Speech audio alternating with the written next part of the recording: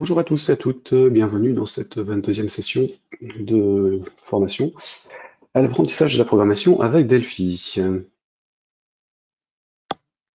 Donc comme d'hab, je passe sur la présentation. Vous pouvez regarder les rediffusions des sessions 1 et 15 pour voir le détail. Ici, hop. Alors j'ai juste modifié deux choses concernant les liens, notamment ici, librairie open source. Donc vous avez tFramestand et tFormstand dont je vous parlais hier, dont j'ai remis le lien sur le PDF, donc vous pouvez aller récupérer sur les suivants. Et j'ai rajouté aussi un lien vers la librairie Cross-Platform Samples de FMX Express. Alors je vais vous montrer pourquoi. Vous savez déjà que dans Delphi, il y a un grand nombre d'exemples qui sont fournis et qui sont installables en option avec le programme. Donc là, on les retrouve dans Ouvrir un projet exemple depuis la page d'accueil, dans Fichier, Ouvrir un projet exemple, pareil. Et ils sont dans les documents publics de votre installation.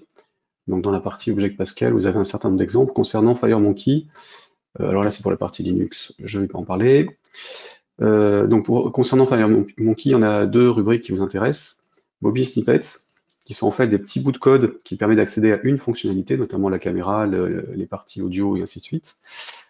Et la partie Multi-Device Sample, où ce sont des programmes un peu plus complets avec des exemples de composants. Et là, dans les devices sensors, vous avez notamment tout ce qui est connexion avec l'extérieur, Bluetooth, GPS, ainsi de suite. Donc là, ça vous permet de récupérer des bouts de code en fonction de ce que vous voulez faire et de ne pas vous poser trop de questions quand vous avez un code à utiliser sur un composant que vous ne connaissez pas encore. Donc ça, ce sont les exemples de base. Ensuite, vous avez aussi un certain nombre d'exemples disponibles, enfin de projets, d'exemples, de démonstrations disponibles sur Internet concernant Delphi et Pascal, et notamment ceux-là, dont je vais vous recopier l'adresse tout de suite, dans la barre de commentaires. Ici, voilà, et donc on peut récupérer en cliquant donc, sur le bouton vert quand on est dessus avec Download Zip, comme pour les autres projets sur GitHub sans avoir besoin d'être connecté. Et une fois qu'il a téléchargé, vous aurez donc un fichier avec l'arborescence complète. Donc là, il y a 100 projets d'exemple qui vous montrent un certain nombre de fonctionnalités. Et sur chaque, là en l'occurrence dans l'arborescence, on a par exemple sur la progress bar, hop, alors je prends au hasard, il y a une petite animation qui explique, enfin qui montre ce que fait le programme en question, et vous avez les sources évidemment. Voilà. Donc n'hésitez pas à vous reporter là-dessus pour regarder certaines choses, pour vous inspirer de leur code.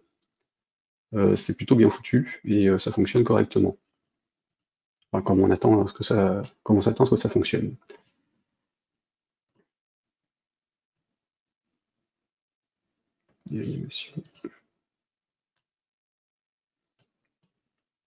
Voilà. Donc là, par contre, il n'y a pas d'explication, c'est directement le code source, donc à vous de comprendre comment il fonctionne à l'intérieur. Voilà, donc je vous recommande de les télécharger et de regarder un petit peu quand vous avez du temps, de passer un petit peu de temps dessus pour regarder ce qui se passe et comment c'est fait. Hop, voilà.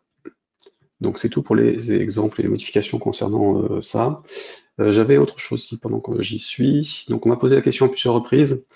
Là, quand je suis dans un fichier source, application vide.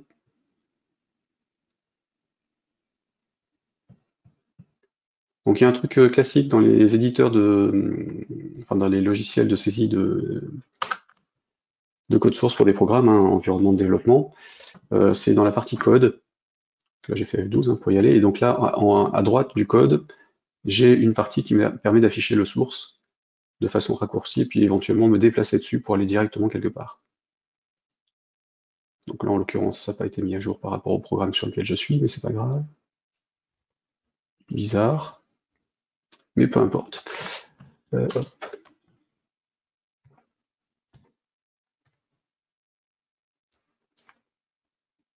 Voilà.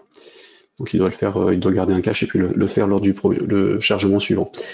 Donc là j'ai bien un truc, et pour installer ce truc-là, qui n'est pas en standard dans Delphi, vous pouvez aller sur Getit, donc dans Outils, Gestionnaire de package Getit, et chercher un truc qui s'appelle Navigator, ou aller directement dans IDE Plugins, dans la liste, enfin quand elle est affichée. Bon, évidemment, la connexion Internet qui déconne, alors qu'elle ne devrait pas. Ouais. Bon, d'une manière générale, allez dans les deux plugins et puis récupérer l'extension qui s'appelle Navigator, qui a été développée par David Millington, qui est le chef de produit C++ Builder pour Embarcadero, et qui avant était prestataire informatique, et développé un certain nombre d'outils pour la communauté mis à disposition gratuitement aux payants. Et là, en l'occurrence, c'est un plugin gratuit, puisque désormais, ces extensions ont été rachetées par Embarcadero. Donc on a le navigateur pour afficher la zone de droite dans le source, et Bookmark qui améliore le système de bookmark de base de Delphi, qui permet de gérer des points d'entrée dans les sources et puis de s'y retrouver, y compris quand on est sur des très gros projets avec plein de raccourcis. Puis après, éventuellement, vous avez CodeSite Express, mais qui sert plus pour des systèmes de logging à distance. Voilà, donc il y avait ça. Et puis dernière chose, ici sur la page d'accueil, en général, je démarre à vide, malgré tous les projets que je fais, parce qu'en fait, dans Fichier, Rouvrir, Propriété, on a la possibilité d'effacer la liste et de gérer le nombre d'éléments qu'on garde en mémoire, donc nombre de projets par défaut, et le nombre des derniers fichiers ouverts. Donc je vais systématiquement chaque jour dessus pour effacer ma liste, histoire de vider le truc, et comme on a aussi posé la question plusieurs fois, autant que vous le revoyez dessus. Voilà pour ça.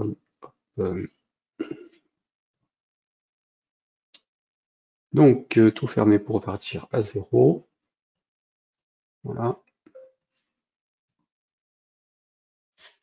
Alors, pour revenir sur ce qu'on a fait jusque-là, donc on a vu un petit peu tout ce qui était animation, composants, tout ce qui était graphique en fait dans FireMonkey. Les composants de la propriété, on a fait un jeu de pendu cette semaine, et du coup je vous donnerai un nouvel exercice pour ce week-end, hein, pour continuer. Et nous allons revoir certaines choses un peu plus compliquées aujourd'hui, puisqu'on va parler enfin on va revenir sur le code Pascal et partir sur quelque chose de complexe, mais très, très utilisé dans FireMonkey.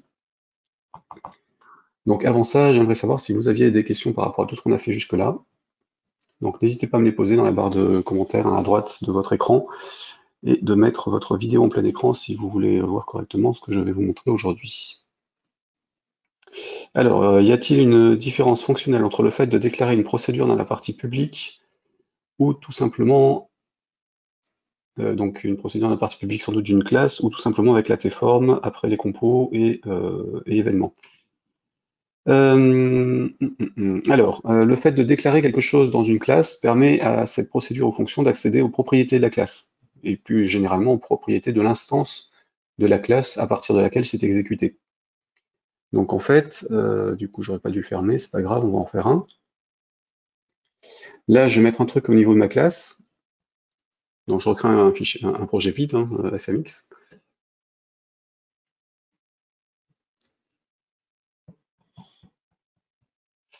Donc je vais mettre quelque chose au niveau du public dans ma classe, ici. Ou plutôt, je vais créer une deuxième unité dans laquelle je vais créer une classe complémentaire, donc ajouter nouveau, unité toute bête. Voilà, et donc dans mon unité, je vais créer un type, machin, alors T machin,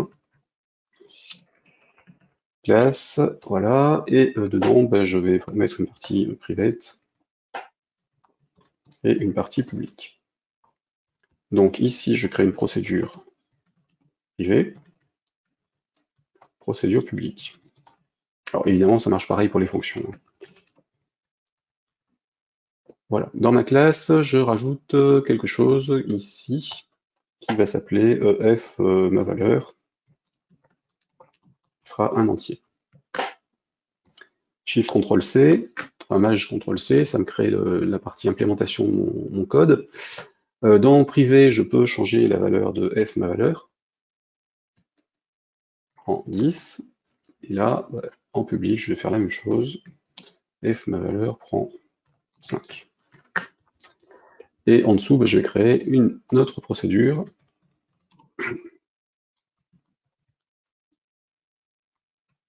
Voilà, donc là, le Shift CTRL C marche pas, je ne suis pas dans une classe, donc je copie ça et je recolle en dessous. Voilà, après, peu importe où je le mets. Et donc, ce truc-là, il va essayer d'accéder à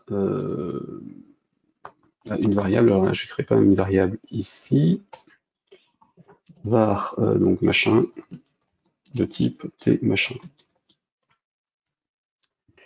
Donc ma proc va essayer d'accéder à la partie privée et la partie publique. Donc là, je vais mettre ici, la variable elle est déjà déclarée globalement, donc je vais la créer au démarrage du programme, comme ça on sera sûr qu'elle existe, et je la fermerai aussi à la fermeture du programme. Donc machin prend t machin.create if aside machin zen machin.free. Voilà. Ça c'est si je voulais un truc global géré au niveau globalement dans les programmes. Et donc là, ma proc peut accéder à machin, puisqu'elle est déclarée, parce que la variable est déclarée avant. Donc là, je peux écrire machin prendre quelque chose, et en l'occurrence, je peux accéder aux trois informations, parce que je suis dans le même fichier que ma classe. Donc là, je vais dire machin.valeur prend 1, machin.privé, virgule, et machin.public. Voilà. Ensuite, dans mon unité, je vais mettre un bouton.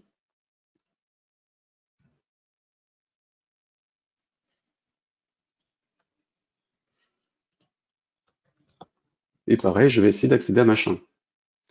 Donc là, j'ai besoin d'utiliser l'unité 2. J'en ai pas besoin dans le concepteur de fiches, donc je le mets uniquement en implémentation. Donc là, Alt F11 ou fichier utiliser l'unité, comme d'habitude. Et donc là, j'ai bien accès à machin, puisqu'il existe. Puisqu'il a été déclaré dans unité 2 au niveau interface. Donc il est global pour tout le projet, pour toutes les unités qui utilisent celle-ci. Par contre, si je fais machin comme quelque chose, j'ai plus que la partie publique.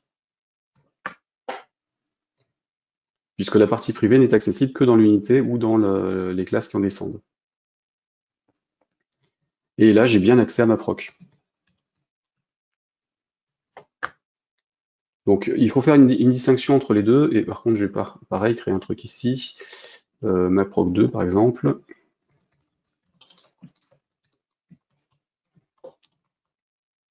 Voilà, peu importe ce qu'elle fait. Donc ma proc 2, il est accessible partout ici, sans aucun problème. Par contre là, je ne pourrais pas l'utiliser. Parce qu'elle est dans l'implémentation, elle n'est pas dans l'interface, donc elle n'est pas visible depuis l'autre unité. Donc ça, c'est ce qu'on appelle la portée, hein, portée sur les variables, les fonctions, les procédures. Et les interfaces permettent d'être visibles pour tout ce qu'ils utilisent, et sinon, dans l'implémentation, on n'y voit rien. Dans les parties private ou protected, on n'y voit rien non plus. Donc là, si je compile, il me fera une erreur sur le maproc 2 que j'ai au niveau du curseur, donc j'ai enregistré mon projet. Ici, donc on a dit jour 22,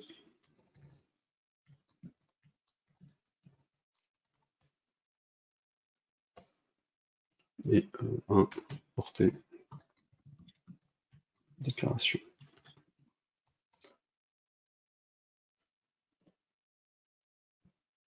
Donc là, il m'en enregistre 3, hein, les deux unités plus le projet. Voilà, sauf que j'ai pas fait les 3 à la fois. J'ai juste enregistré le fichier sur lequel je suis. Hop. Et voilà. Et donc si je l'exécute, ça va planter à la compile.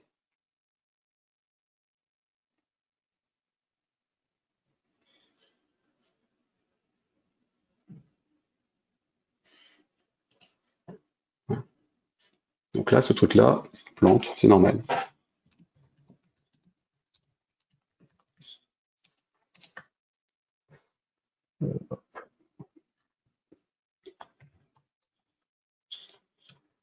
Donc, ça c'est une chose. Ensuite, par rapport au contenu d'une classe, donc là si je mets une variable bidule qui serait un booléen par exemple,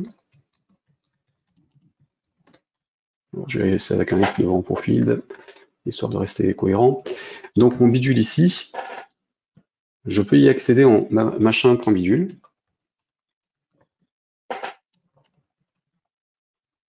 Ici,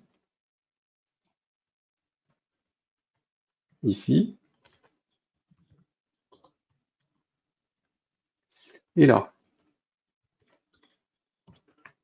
Sauf que si j'utilise machin là, c'est pas forcément le bidule de l'endroit où je suis en train de travailler. Donc là, d'ailleurs, c'est pas bidule, c'est F bidule, hein, histoire d'être propre. Hop, hop, et là. Voilà. Donc là, si j'écris ça, ici, quand j'appellerai quelque chose point privé, il ne modifiera pas le F bidule de la chose en question, il modifiera le F bidule de machin. Alors que si je l'écris comme ça, il modifie celui de l'instance depuis laquelle on l'appelle.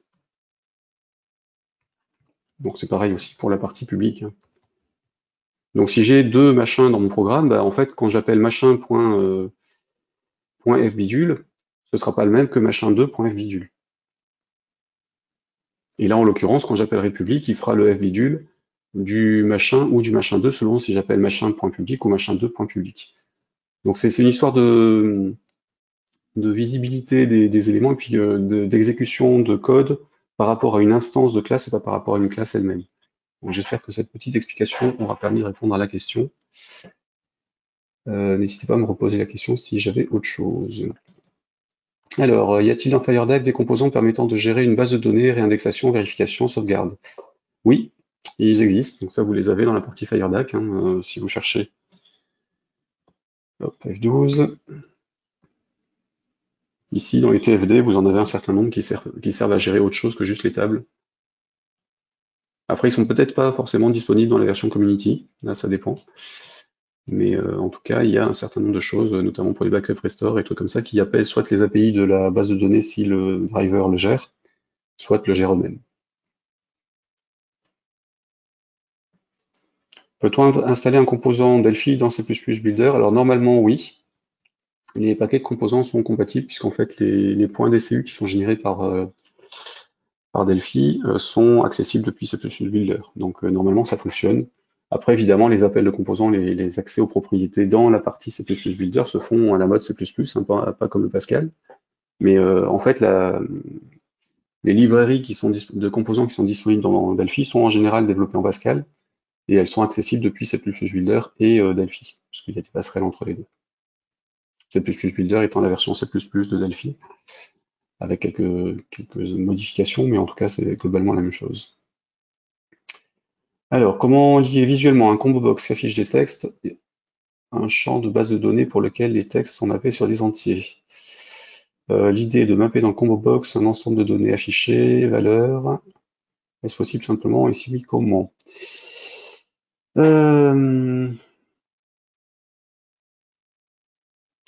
Alors, je ne comprends pas exactement la question. Alors, lier visuellement un combo box avec une base de données, ça ne pose pas de problème. On peut le faire avec live binding ou par programmation, ou en VCL avec un TDB combo box. Après, pour mélanger plusieurs champs dans le même, il faut utiliser via live binding, enfin, quand on le fait en live binding, donc essentiellement en FireMonkey, on peut faire des alias et des liens un peu poussés avec un interpréteur Pascal à l'intérieur, ou plutôt un interpréteur de formatage qui est intégré dans Live Binding. Donc ça, il y a des choses qui sont possibles. Après, je ne sais pas exactement ce que vous voulez faire. Donc là, un peu difficile d'expliquer comment, mais en tout cas, il y a des choses jouables, sinon c'est par code. Tout bêtement, on doit le faire à la main. Ou alors vous créez un champ calculé au niveau de votre table qui récupère les informations que vous voulez afficher, puis c'est ce champ calculé-là que vous mettez dans le combo. Ça, j'avais fait un exemple hein, sur la gestion de bibliothèque au niveau de la vaisselle quand j'avais fait il y a quelques semaines. Donc n'hésitez pas à regarder ce que je faisais dans le code en revoyant les rediffusions à ce sujet-là. Le fait de faire des champs calculés, des choses comme ça fonctionne sur FireDAC d'une manière générale ou sur des composants de base de données. Donc ça marche en VCL comme en FireMonkey. De manière générale, comment utiliser en FireMonkey la tStatusBar? J'ai essayé en plaçant un simple label en son sein. Le texte placé à la conception apparaît bien, mais tout changement par programmation du texte du label n'est pas pris en compte. Normalement, ça devrait. On va essayer. Alors là, je mets un status bar.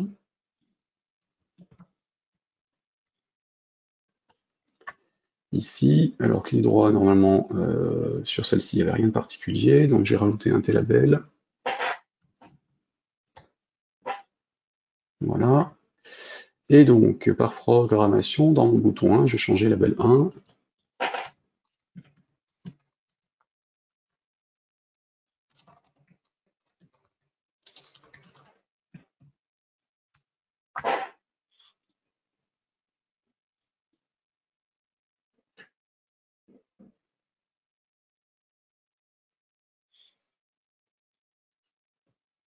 Le fait que ce soit dans la status bar, c'est juste une histoire de parentalité, d'affichage, hein, d'imbrication de composants. Donc là, j'ai bien le truc qui est accessible directement. Donc là, il n'y a pas de raison qu'un label ne soit pas modifiable quand il est dans la status bar. En tout cas, dans FireMonkey. En VCL, la status bar intègre elle-même des sous-panels, donc on peut y accéder depuis un tableau, depuis le status bar directement. Dans FMX, c'est juste une histoire d'empilage. Donc s'ils sont dans le bon sens, et que c'est bien le label qui est rattaché à la status bar en tant que parent, ici, la structure, il n'y a aucune raison pour qu'une modification du label ne s'affiche pas dans le truc. Par contre, s'ils sont mis comme ça, que le label il est déplacé au niveau de la status bar, alors que leur parent est commun, suivant l'ordre dans lequel il les affiche, bah, la status bar passe par-dessus au lieu de s'afficher avec le label. Donc ce serait normal dans ce cas-là que le label soit pas affiché en premier, enfin soit pas affiché correctement. Donc vérifiez bien que c'est la structure qui est bonne et que c'est pas une histoire de positionnement de composants les uns au-dessus des autres dans l'écran, qui fait que de toute façon, si vous ne gérez pas un niveau d'affichage, enfin d'empilage, ça le fera pas correctement. Donc là, je vais mettre mon label en centré, par exemple, ici. Vous avez un clic droit, enfin sur le concepteur de fiches, vous avez la possibilité de modifier l'ordre d'affichage, donc mettre en avant-plan ou en arrière-plan les composants par rapport aux autres. Donc ça, c'était pratique en VCL où on avait plusieurs choses qui pouvaient se superposer, mais là, en FireMonkey, imbriquez plutôt les composants dans leur structure, au moins vous serez tranquille. Il n'y aura pas de souci d'affichage dans le mauvais sens. Alors, d'où provient la tradition de mettre F en préfixe de déclaration du variable privé? Merci de poser la question, Pierre-Marie. Voici la réponse. Je suis retombé sur un article il y a quelques jours qui redonnait les explications des A, des F et ainsi de suite. Je me l'étais mis de côté, alors si je le retrouve tout de suite, je vous le remontrerai. Voilà, c'est celui-là. Oui, alors faut que je vous montre. Si je repasse sur la session Mac, ce sera mieux. Voilà, et je vous mets le lien aussi en commentaire si vous voulez voir le détail. Donc globalement, historiquement, dans les paramètres, on met un A devant les noms de variables pour dire que c'est un argument. Donc dans les paramètres de procédure ou de fonction. C'est pour ça que quand vous regardez la doc de la VCL, de FireMonkey ou des fonctions qui sont fournies, enfin des procédures et fonctions fournies par Embarcadero, vous avez en général un A devant chaque nom de variable. F, c'est pour les champs d'un truc, donc là en l'occurrence des records ou des classes. P pour les types, E pour exception, I pour les interfaces, L pour les variables locales et G pour les variables globales. Alors ça, je ne m'en suis jamais servi, mais c'est une pratique saine de programmation qui permet de distinguer des trucs qui sont déclarés localement, des trucs qui seraient déclarés globalement s'ils ont le même contenu. Par exemple, je peux avoir une variable locale qui s'appellerait mon compteur et une variable globale qui serait la même chose. Pour les distinguer, il vaut mieux avoir une lettre en plus sur les deux, même si c'est deux compteurs différents. Enfin, surtout si ce sont deux compteurs différents. Sinon, de toute façon, s'il n'y a pas de distinction, ça plantera la compile. Donc voilà, c'est la raison pour laquelle vous avez des lettres devant certains noms de variables, voire la plupart, dans Delphi et dans les sources. Alors, Yannick qui remet un complément par rapport à ce qu'il disait, ce qu'il me demandait tout à l'heure. Donc je parlais de la différence si je crée ma proc juste après bouton clic ou plus bas dans public. Globalement, ça n'a de différence que si ici, enfin, d'une manière générale, si je suis ici, cette partie-là, faut pas y toucher. C'est le concepteur de fiches qui travaille. Donc nous, on met des trucs après le private, ou après le public, ou enfin en tout cas, en dessous ces blocs-là. Déjà. Donc là, on ne fait rien du tout. Sinon, le concepteur peut perdre les pédales, ou plutôt il risque de nous effacer ce qu'on a commencé à faire, ou de générer des anomalies derrière. Donc nous, on travaille ici.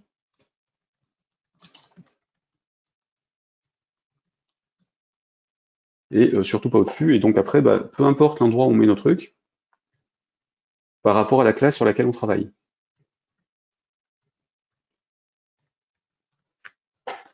La seule différence, ce sera par rapport à ceux qui utilisent la classe en question. Donc j'espère que ça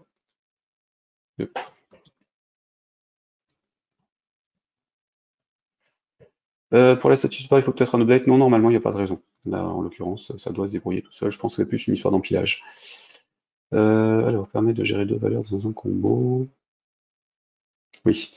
Donc apparemment, il y a des composants, d'après ce que dit Pascal, qui sont sur la librairie elib.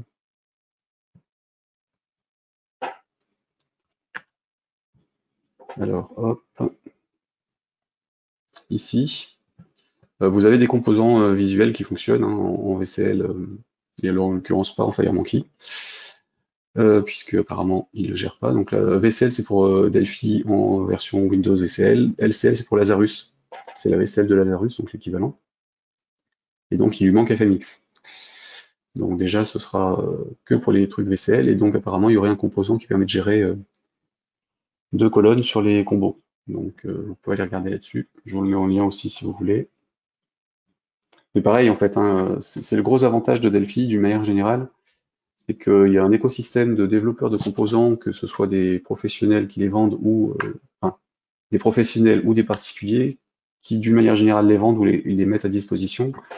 Il y a vraiment tout et n'importe quoi. Alors, comme j'ai déjà dit plusieurs fois, hein, méfiez-vous toujours de ce que vous récupérez, ce que vous installez, parce que s'il y a du code malveillant à l'intérieur, vous l'embarquez dans vos exécutables et c'est vous qui êtes responsable de ce qu'il fera derrière. Donc méfiance, n'utilisez des composants externes, enfin non fournis par Embarcadero, que si vous avez vraiment des raisons de le faire, et essayez plutôt de choisir des fournisseurs de composants reconnus, ou en tout cas des gens qui existent depuis un certain temps, pour être sûr qu'il y a une visibilité derrière, même si c'est pas toujours sûr que derrière ce soit assuré, mais en tout cas essayez de trouver de vérifier que vous ne serez pas le premier à l'utiliser, que vous ne serez pas le seul, et qu'il n'y a pas déjà des commentaires sur Internet plutôt négatifs sur le fonctionnement des composants en question. Donc assurez-vous-en avant de faire quoi que ce soit.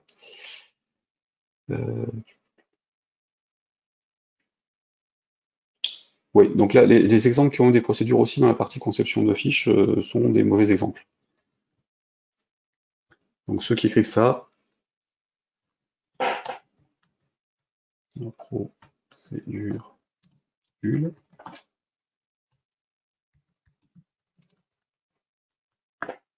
ça fonctionne, enfin ça devrait fonctionner. Donc si je compile, elles disparaissent. Parce que le concepteur de fiches et Delphi de manière générale vide tout ce qui est vide, enfin élimine tout ce qui est vide dans cette partie-là. S'il y a du code, effectivement, ça va rester. Mais méfiez-vous parce que la visibilité de ce truc-là, ce sera pas forcément celle que vous attendez.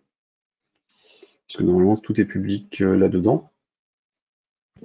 Donc tout étant public, n'importe qui peut l'utiliser de l'extérieur. Alors après, si c'est votre code, ça passe sans problème, mais si c'est pas le cas, méfiez-vous. Voilà. Hop, et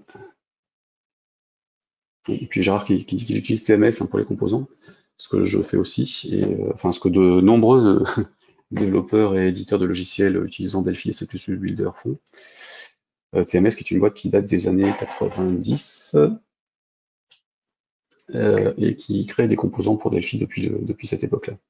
Donc un partenaire historique de Borland et Embarcadero évidemment, sur tout un tas de choses. Donc ils ont des tonnes de composants disponibles et des packs de composants derrière. Donc c'est pratique, un support réactif, mais ce ne sont pas les seuls sur le marché. Hein. Il y a une bonne cinquantaine de grosses sociétés qui ont pignon sur rue, qui ne font que des composants pour Delphi. Donc après, bah, c'est pareil, hein, c'est comme tout, il faut les connaître et puis savoir où chercher les choses. Donc là, le lien que vous avez donné avec sur GitHub, qui est normalement dans les liens sur la partie lien, j'avais dû vous le laisser. Hop là. Voilà. Awesome Pascal, donc il y a aussi sur GitHub. Hein. Ce truc-là peut vous aider à trouver des composants et des sociétés à peu près fiables sur lesquelles les prendre, puisque ça recense des librairies et des éditeurs de composants. Donc là, c'est un truc communautaire, hein, donc n'importe qui peut faire des ajouts dedans, ou en tout cas suggérer des ajouts ou des modifications. Et vous avez des sociétés reconnues et des séries de composants reconnus qui sont disponibles là-dedans. Donc n'hésitez pas à regarder ça. Je vous le remets aussi en lien si vous voulez. Donc n'hésitez pas à vous reporter sur ce genre de listes qui sont officielles et efficaces. Enfin officielles. Disons en tout cas qui permettent de faire du ménage dans les trucs un peu foireux qu'on peut trouver à droite à gauche sur les moteurs de recherche. Si vous avez quelque chose ici, c'est qu'a priori, il a été reconnu comme étant fonctionnel et suivi. Voilà. Je pense qu'on en a fini pour les questions. On va passer au programme du jour. Alors, ici, ça c'est bon. Oui. Hop, donc programme du jour.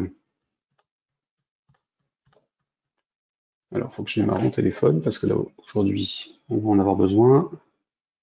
Oh, il m'a reconnu avec le casque, ça tombe bien. Et que je le connecte à Windows. Donc, le câble, on va prendre celui-ci. Hop. Donc là, je vais vous faire la démo avec Android, hein, mais ça fonctionne aussi avec iOS, Mac et Windows.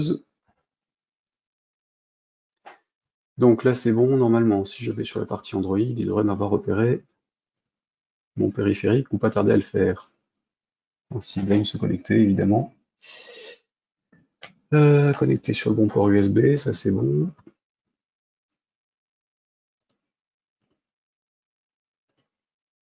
Donc là, cible actualisée.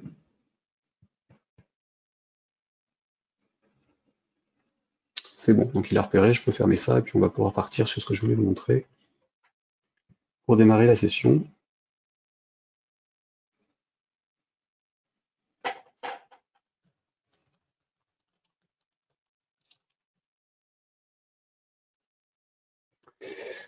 Voulez-vous enregistrer les modifs? On va rester là-dessus, oui.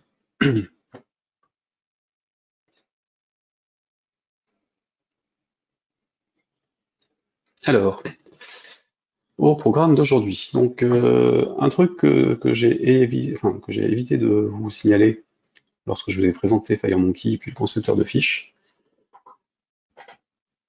Donc, petit rappel, quand on est dans un projet multipériphérique, donc là j'en recrée un et pendant ce temps-là, je vais ouvrir Reflector de mon côté.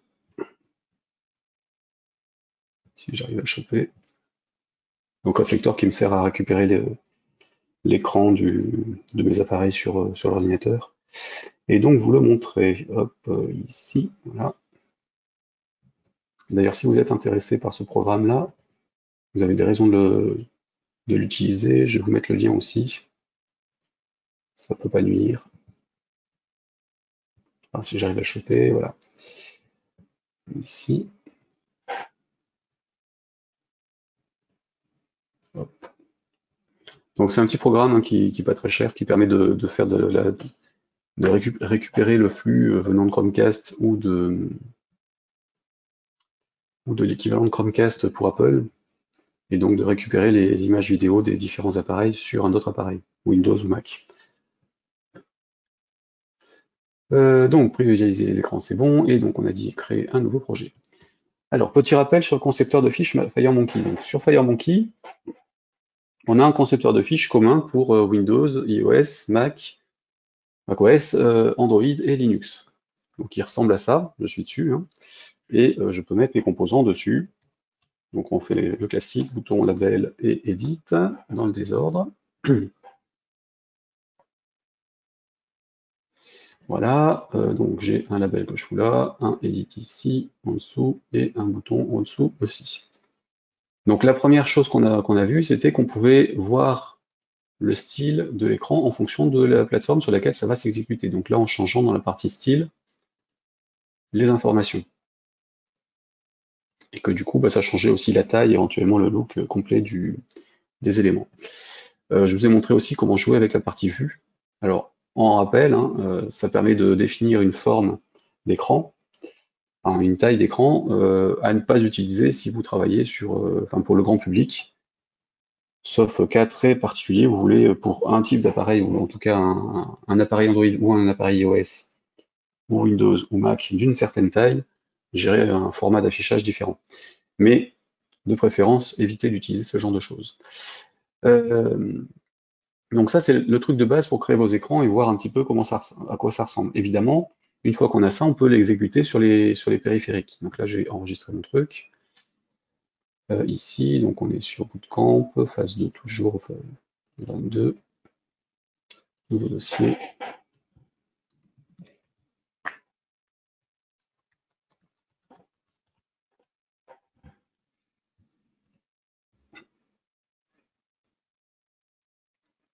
Donc là, c'est la base pour voir ce qu'on fait. Et donc, si j'exécute mon programme et que je le mets sur le smartphone, il va afficher mon truc. Alors là, en l'occurrence, ce sera probablement comme ça. On va essayer. Alors que je réplique l'écran déjà. Donc, ça, sur cette version d'Android, ça se trouve dans Paramètres, Affichage et Cast, si je ne me trompe pas, oui. C'est bon, je diffuse sur réflecteur ici. Et je devrais avoir un écran qui s'affiche s'il l'accepte. Ce qui ne semble pas être le cas puisqu'il ne se voit pas. Bon, on va dire que ça ne marchera pas aujourd'hui. Et si je le fais avec l'iPad, est-ce que ça passe? Alors, vieille version d'iOS, mais normalement ça devrait passer. Hop, donc je reviens là-dessus, sur les appareils iOS. Donc là je suis en 32 sur celui-ci. Normalement, est-ce qu'il me voit?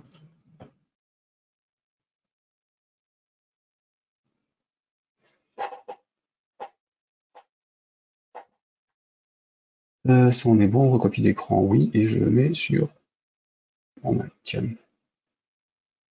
Et là c'est passé. Ok, donc là j'ai bien mon iPad. Sauf que l'écran n'a pas l'air hyperactif, mais c'est pas grave. Donc, si je compile pour mon iPad, hein, ici,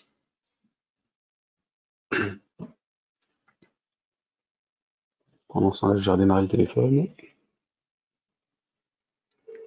Donc évidemment, la compilation est un peu plus lente que sur PC de manière générale. Donc ça, c'est le téléphone qui se relance.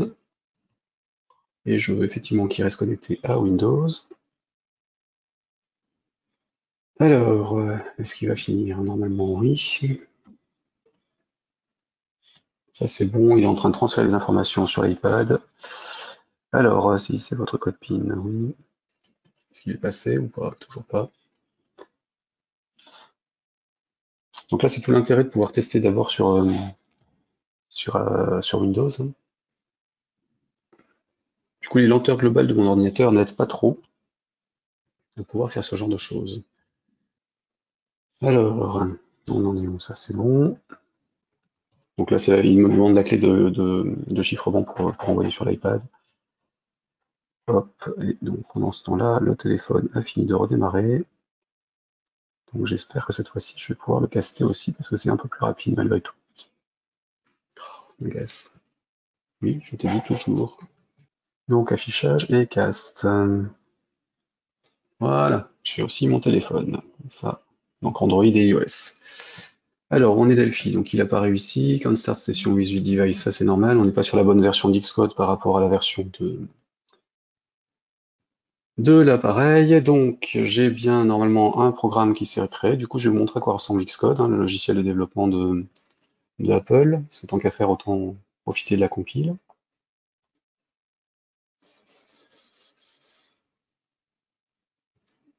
Ici, et donc toi, je t'ouvre. Hop, donc là, je vais sur quoi? Sur les devices.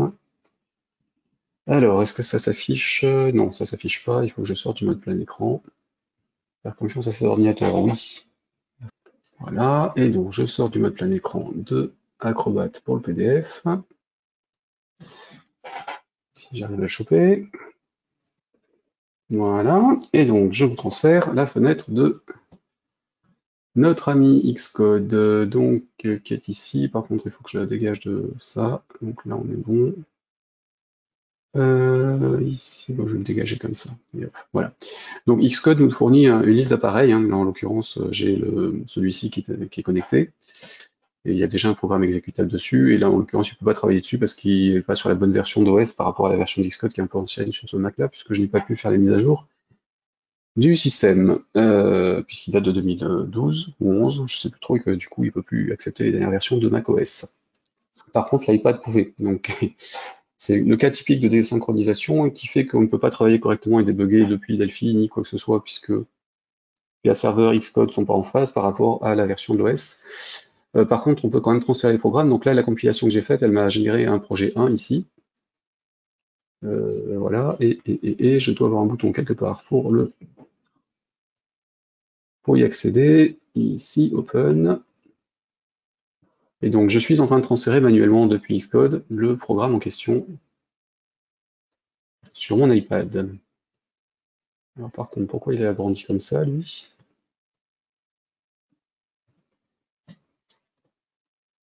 Alors, frame, space gray, full screen. Peut-être automatically, full screen. Voilà. Hop. Mince, oui, je me suis trompé, c'est un 64 bits en plus. Ok, bah donc on va se le faire sur Android, on va voir si ça marche mieux.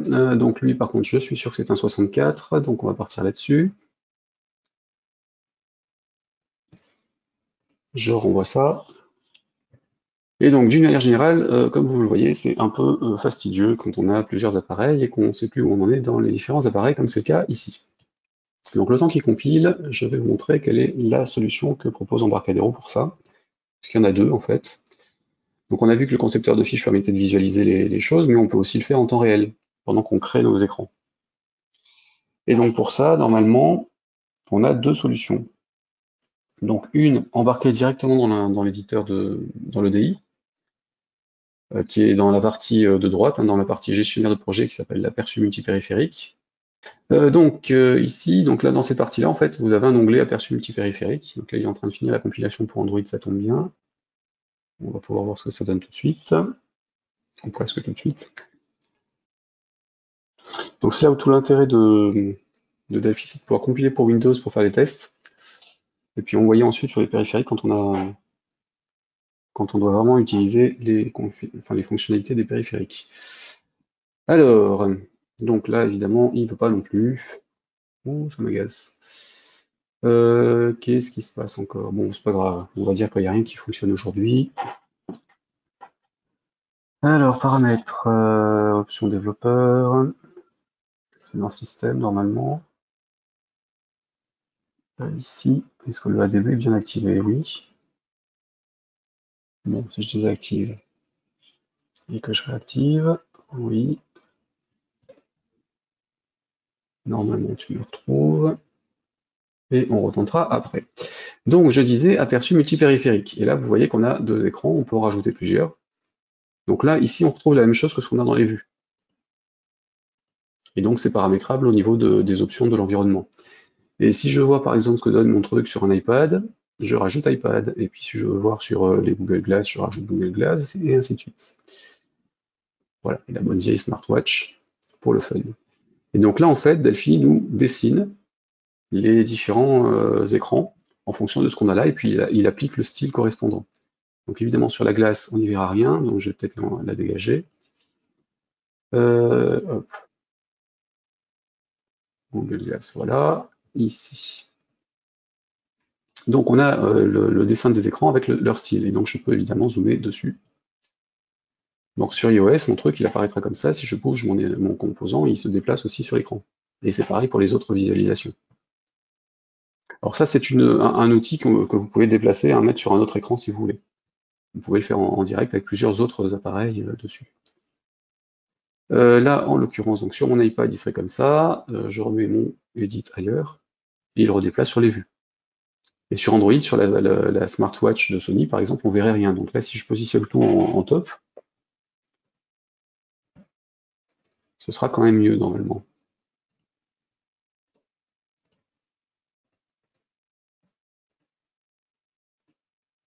Alors là, vous ne le voyez pas forcément à l'écran, parce que c'est un peu petit quand même, hein. D'ailleurs, j'irai agrandir. Ouais. Le problème, c'est qu'il agrandit tout, donc la smartwatch, elle est là. Voilà. Donc là, j'ai mon champ de saisie. Sauf que sur Android, c'est un trait. Donc forcément, lui, il m'affiche ça, hein. Donc là, ça permet de voir en direct ce que vous êtes en train de faire sur le concepteur de fiches, avec le style que ça devrait avoir quand vous êtes sur l'appareil à la fin. Et vous pouvez déplacer ce truc-là sur un autre écran si vous voulez, puisque c'est une zone ancrable. Et donc vous pouvez passer en plein écran sur un autre appareil, enfin, sur un autre écran de votre ordinateur, et puis regarder ça en même temps que vous travaillez. Donc là, je vais le remettre dans ma barre d'outils. Alors comment on récupère déjà? C'était en haut, en bas, au centre. Toc.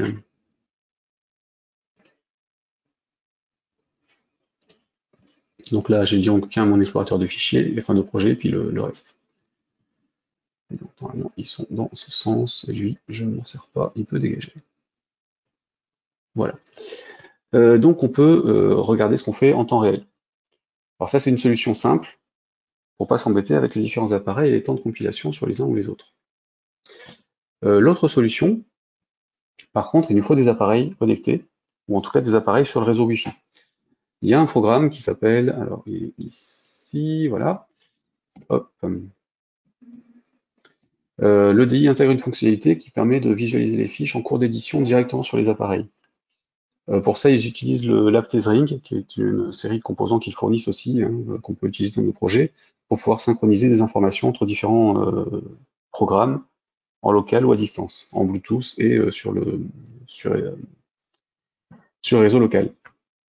Et donc, on a un source de programme qui est dans Program Files Embarcadero Studio 20 pour la version 10.3.3 de Delphi, donc ça, ce numéro-là change.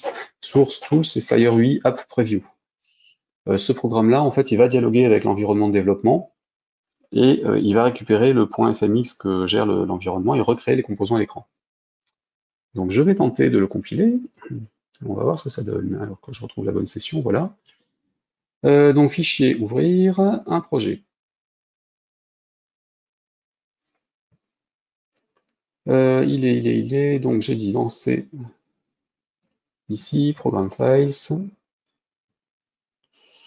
D'ailleurs, est-ce que je l'avais déjà sur la machine ou est-ce que je l'ai viré sur l'iPad? Non. Si, ouais.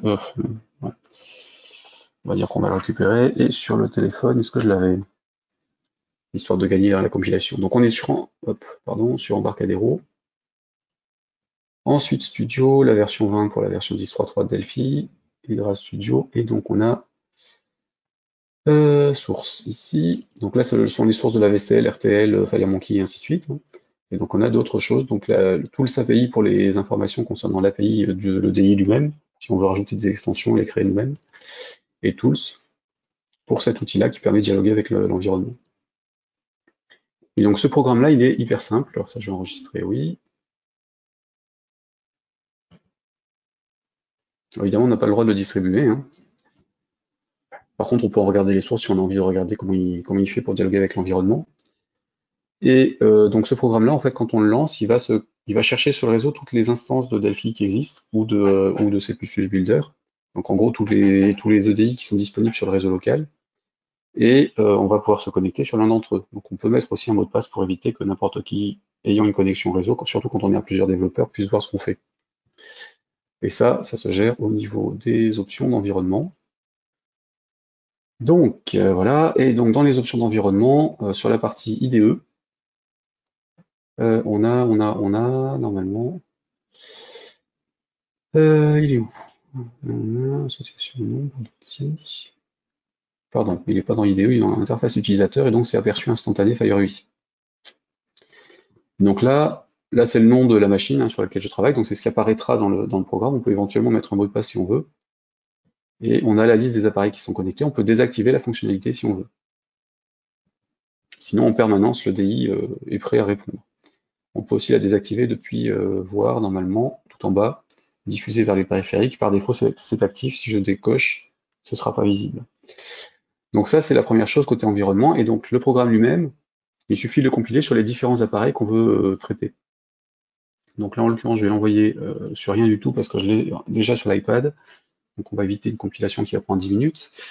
Ce programme, en fait, son seul but, c'est donc de dialoguer avec le concepteur et puis de lister toutes les unités sur lesquelles vous êtes susceptible d'avoir des composants qui vous intéressent. Donc si vous rajoutez des composants externes, rajoutez les unités correspondantes dans le programme. Donc vous rajoutez vos listes d'unités qui correspondent aux composants que vous voulez faire, comme ça le programme les connaîtra, et comme ça quand il recevra l'équivalent du source du DFM, hein, donc c'est ce truc-là qui est envoyé, le LTF12 sur la fiche, c'est ça qui est envoyé, donc c'est ça qu'il récupère pour recréer les composants à l'écran. Et donc il vous faut vos unités, pardon, LTF12, il faut que ce soit vos unités de vos composants si vous avez des choses personnelles ou des choses d'éditeurs tiers. Donc là, une fois que vous avez transféré ce programme-là sur les autres programmes, enfin sur les appareils, vous avez une icône comme ici, un Live Preview. Alors évidemment, la souris, vous ne la voyez pas, donc c'est celui qui est en bas à droite. Je vais faire clignoter. Bah, il le prend pas non plus, donc tant pis. Alors je suis en train de faire n'importe quoi, donc ça tu dégages et ça j'annule le truc. Ouais, il a perdu le cast. Non, c'est bon. Alors, donc, c'est le truc là qui est à droite, avec un certain décalage, donc je vais le lancer. Il devrait scanner le réseau et trouver mon environnement de travail.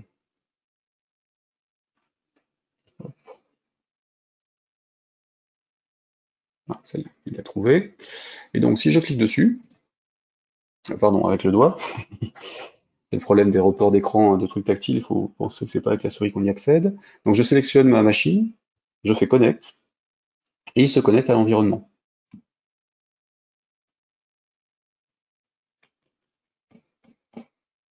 Et donc là, je reviens sur le DI, et j'ai bien le discovering qui est ici, qui apparaît là, avec la barre en haut Fire UI, et puis la barre d'outils en bas.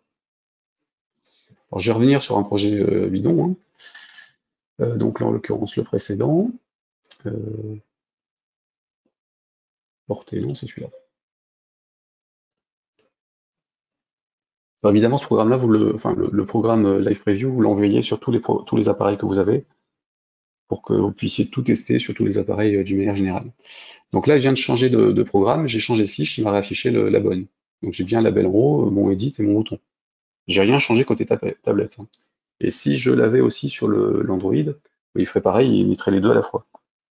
Sauf que sur l'Android, je n'ai jamais installé ce programme-là, où j'ai dû le virer la dernière fois pour repartir à zéro. Donc on est bon, et du coup, si je rajoute des choses à l'écran, donc là par exemple j'ai rajouté une image, hein, des rectangles, enfin une image. Donc je vais prendre un rectangle et je vais mettre un fond dedans. Trop l'habitude de ne pas utiliser des composants image ou glyph. Donc ça, bitmap, ça. Donc là, il a viré, enfin j'ai bien le rectangle, hein, qui apparaît. Si j'en change la taille, elle devrait changer. Enfin, c'est le changement d'écran fait que je change de session et du coup, enfin de session, de machine virtuelle, du coup, je perds le focus. Voilà. Donc là, j'ai bien un rectangle. Ici, je vais mettre une image dedans. Hop. Chargé, donc là, je vais partir sur les fonds d'écran que j'avais un peu pourraves. Mais libres de droit, donc vous pourrez les avoir avec vos programmes. Changeons un peu, on va mettre ce truc-là. OK. Et donc j'ai bien sur mon iPad, le truc est apparu. Alors j'avais fait une session, hein, sur ces trucs-là dans les webinaires. Je vais vous le retrouver ici. Donc n'hésitez pas à vous y reporter si vous voulez un peu plus d'informations sur ce truc-là. Donc développeurpascal.fr. Alors évidemment, il faut que j'aille sur une session qui ne soit pas verrouillée. On va dire ça. Et sur l'autre écran, il n'en veut pas. Hop. Donc ça, non. Voilà. On va passer là-dessus. Donc ici, dans série, sur les webinaires, il y en avait un sur les solutions d'affichage de FireUI et ainsi de suite. Qui est où? Ça doit être celui-là. Donc celle du 23 avril 2019. Et j'ai oublié de mettre la rediffusion, donc je la rajouterai. En tout cas, c'est là-dedans que je parlais de tout ce qui était FireUI et les solutions pour afficher les écrans. Donc je vous mets le lien, vous y reviendrez plus tard, hein. Une fois que j'aurai mis la vidéo qui ne doit pas être en ligne. hop, ici. Pourquoi il fait ça?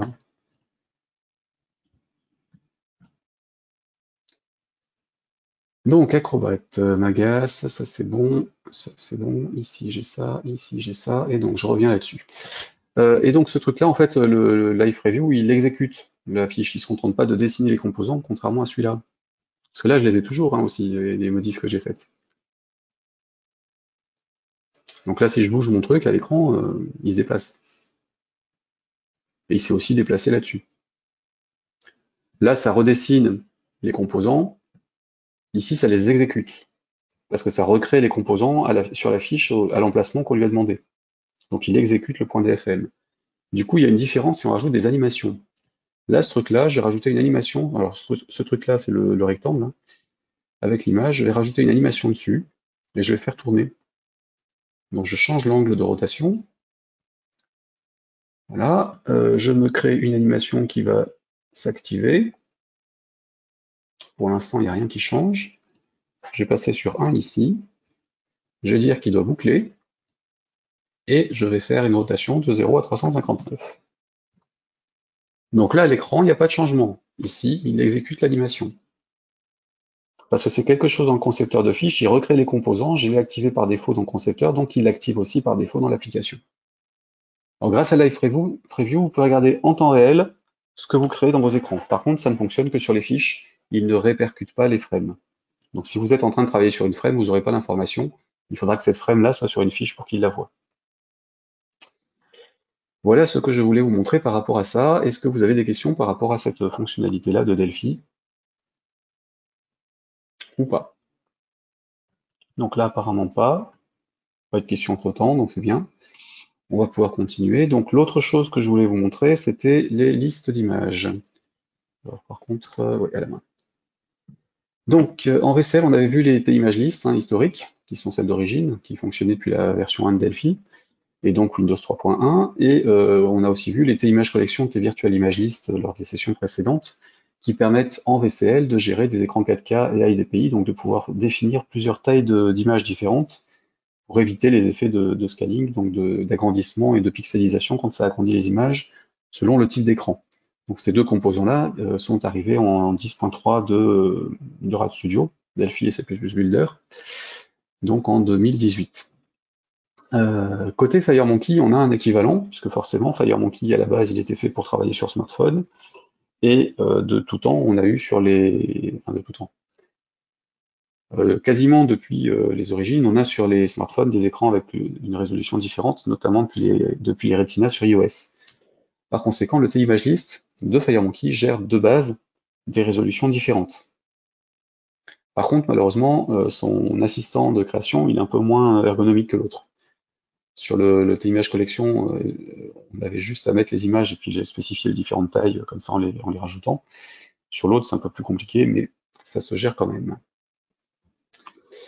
Donc le principe reste le même, hein, on crée un image list, alors essentiellement sur un data module, hein, pour pas le remettre sur toutes les fiches sur lesquelles on s'en sert pour éviter d'alourdir inutilement le programme.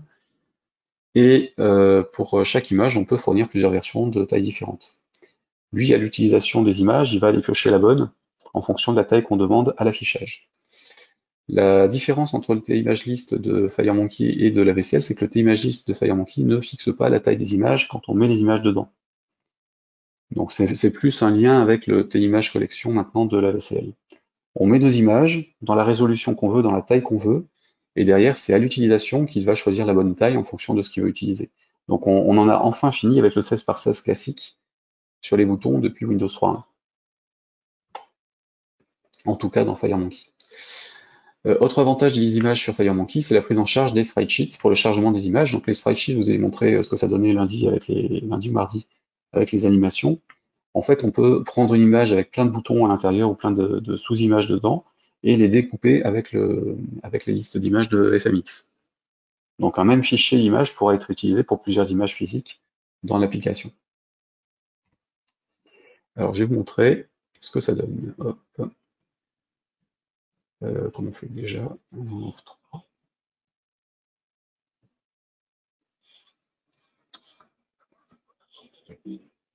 Ok, il veut plus. Donc, je suis dans un projet, alors là, je vais fermer ça.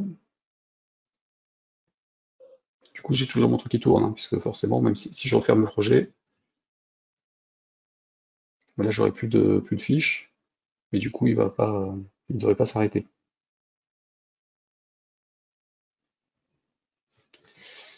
Du coup, je vais peut-être l'arrêter à la main. Hop,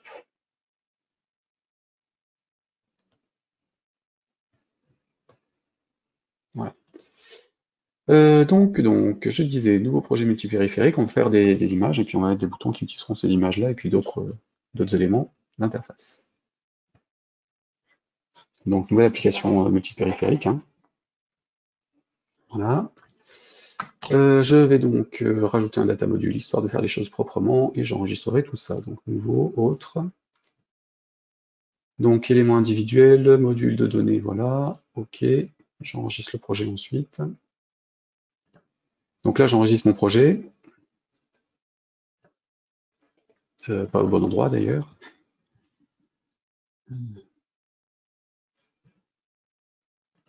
Bootcamp, phase 2. Là, ici. Nouveau, liste d'images.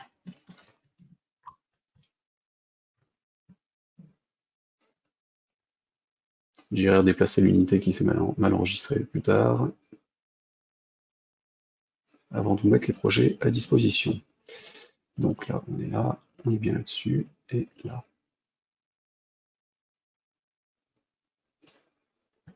Voilà, donc j'ai une fiche, j'ai un module de données. Sur mon module de données, je rajoute un TImageList de FMX. Sur ce TImageList, j'ai un assistant, un comme pour l'autre. Donc je vais dedans avec le menu contextuel et j'ai une fenêtre un peu différente. Donc là, je peux éventuellement spécifier des tailles si je veux, mais peu importe. En fait, ici, je vais rajouter un élément. Donc là, par exemple, bouton OK, bouton aide. Je sais plus ce que j'ai comme. Donc là, c'est plus pour nous pour retrouver les infos. Et donc là, il m'ouvre une nouvelle fenêtre. Donc là, je vais choisir mes différents éléments mes différentes images du bouton d'aide. Ici, donc dans Images, j'avais des images sur Pixoden qui étaient ici. Voilà. Et donc, on va dire que mon bouton d'aide, en fait, ce sera un bouton d'info où j'ai un point d'interrogation quelque part. Oui, on va dire que c'est le bouton info. Donc là, on fait un 32. Pardon, en 32 par 32. Je vais rajouter une nouvelle version. Donc le 32-32, je vais mettre le 64-64 et ainsi de suite.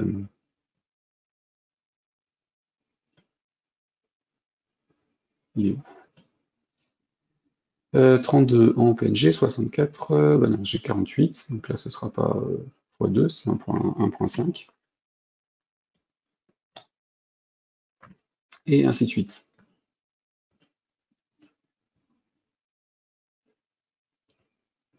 Donc légèrement plus fastidieux quand même. Donc là 64 pour le 2. Et le x4 ensuite.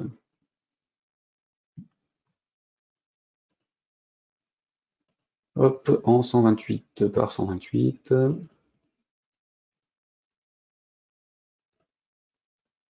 Donc évidemment, faites ça qu'à un seul endroit dans vos programmes, hein, et réutilisez-le. Donc là, je ferme, normalement c'est enregistré. Du coup, quand je suis là, je peux rajouter une image dans ma liste. Alors là, je fais ajouter. Pardon. Alors ça non, ça c'est pour supprimer. Et voilà, oui, c'est pas. J'ai tellement plus l'habitude. Ici, donc là j'ai rajouté une image par rapport à ça. Donc c'est une image de base en 32 par 32, et derrière il affichera en fonction de ce qu'on veut.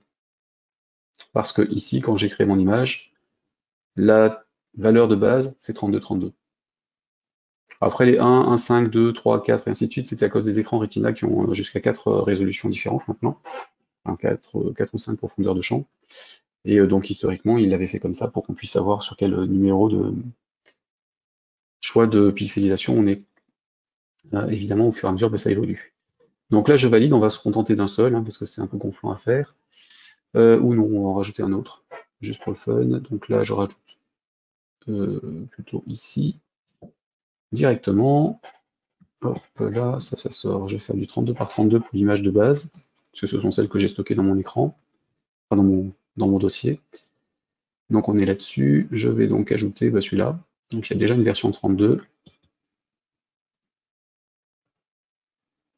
Alors je ne sais plus si ça fonctionne ou pas en sélectionnant plusieurs images du même.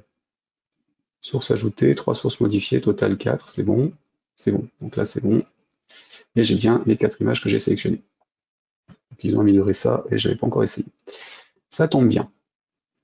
Hop. Donc là j'ai deux images qui sont de base en 32 par 32. Si vous voulez utiliser des sprite sheets, c'est à ce niveau-là en fait. Hein. Sur une image physique, vous pouvez rajouter des éléments qui prennent une partie d'éléments. Donc là, si je veux aller sur le 16, 16, et la taille c'est 16 par 16 par exemple, voilà. Donc on peut définir les différents morceaux d'une image de cette façon-là. Ok, donc là j'ai deux images dans mon écran, j'enregistre tout ça pour pas le perdre. Alors évidemment, hein, les images sont embarquées dans la fiche, dans les ressources du projet, donc c'est volumineux. Donc évitez d'en mettre partout, et évitez de prendre des images trop volumineuses si vous ne les utilisez pas sur leur taille réelle. Économisez de la place en mémoire dans Delphi, et puis d'une manière générale dans vos programmes pour le programme exécutable, ce qui sera distribué, et puis à l'utilisation derrière. Donc là, je vais rajouter plusieurs éléments, donc là on va dire deux boutons, un menu, main menu, pardon. Voilà, et un deuxième bouton, j'ai dit. Spinbox non, alors lui il n'existait pas, speed, il devait y être aussi, voilà. Donc j'ai mis différents éléments, je vais tous les sélectionner, ils ont une propriété image commune, et je vais mettre le image list que j'ai créé, sauf que je suis dans une fiche sur laquelle il n'est pas, donc pareil, Alt F11, ou fichier utilisé l'unité, l'unité 2, qui contient mes modules de données et donc la image list, et je la rajoute dans l'interface pour que le concepteur de fiche la voit. Ceci étant fait, je réenregistre, je sélectionne à nouveau mes composants, et normalement, il devrait me proposer voilà, le data module 2 image list sur la propriété image. Donc, ça c'est bon, ici on est OK, je sépare les trucs. Donc le bouton 1, il va prendre un numéro d'image qui sera le 0, le bouton 2, il prendra le 1, et ainsi de suite. Et le speed bouton, il va prendre celle-ci, voilà.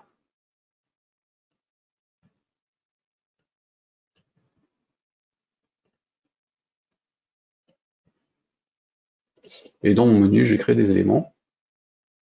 Donc je vais sur l'éditeur de menu. Alors l'éditeur de menu fonctionne évidemment dans FireMonkey comme il fonctionne, de la même façon qu'il fonctionne sur la VCL, donc pour Windows comme en multiplateforme. Par contre, on ne peut évidemment pas utiliser un menu classique sur iOS et Android où c'est pas géré. Donc à vous de faire en sorte, si vous faites des applications qui font les deux, de gérer ça proprement. Donc là on a un élément, on va créer un élément en dessous. Pareil pour le 3, le 5 il en a 3 en plus, voilà. Donc on crée un certain nombre d'éléments de menu, hein, et puis on a notre truc qui va se créer. Alors contrairement au concepteur de fichiers VCL, on n'a pas le menu qui apparaît à l'écran.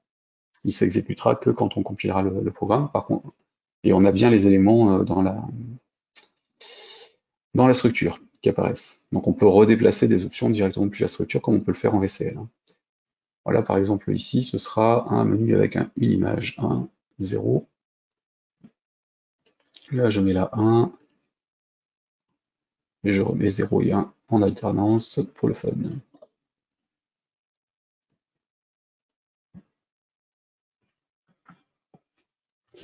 Donc là, c'est bon, j'enregistre. Et donc, je vais exécuter ce programme-là.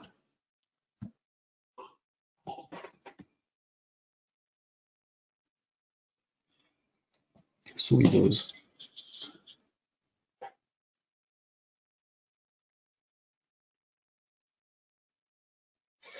Donc là, j'ai bien mes images qui sont sur les menus. Hein.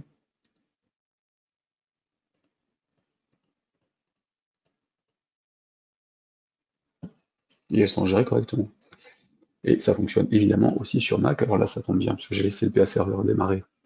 Donc je peux basculer sur Mac. La compile est assez rapide aussi. Voilà, je l'exécute.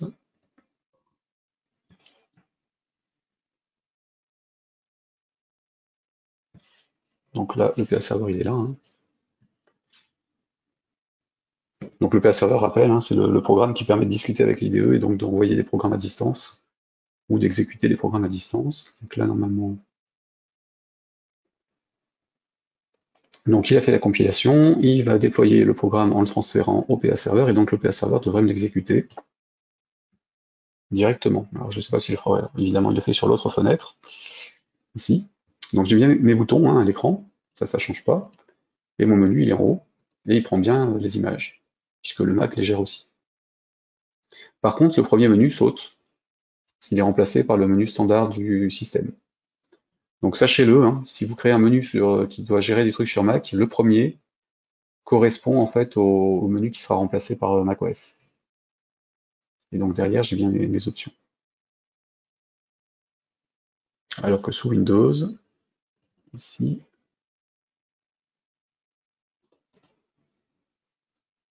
évidemment, ces choses-là sont expliquées dans la doc hein, du menu, pour vous dire aussi comment contourner le problème et comment rajouter des options au niveau du menu de base du système. Parce que là, en l'occurrence, j'avais rien dans mon menu, donc il a remplacé. Si je mets quelque chose, donc là, ici, je vais revenir là, donc menu item 1. Je reviens par l'éditeur de menu. Donc sur le 1, je vais rajouter plusieurs éléments. Pardon, sur le 1, je rajoute des éléments. Je referme, je recompile sous Windows. Par contre, j'ai fermé le programme avant, ce sera mieux. Et pareil sur le Mac.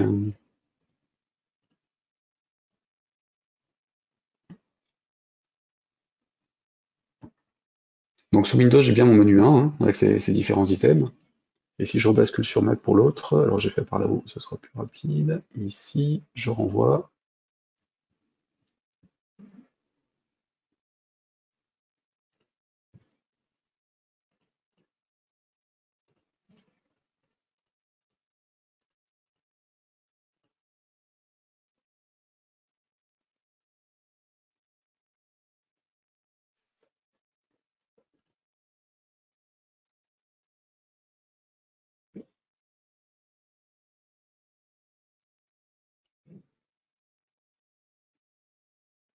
Voilà. Donc je devrais l'avoir sous peu.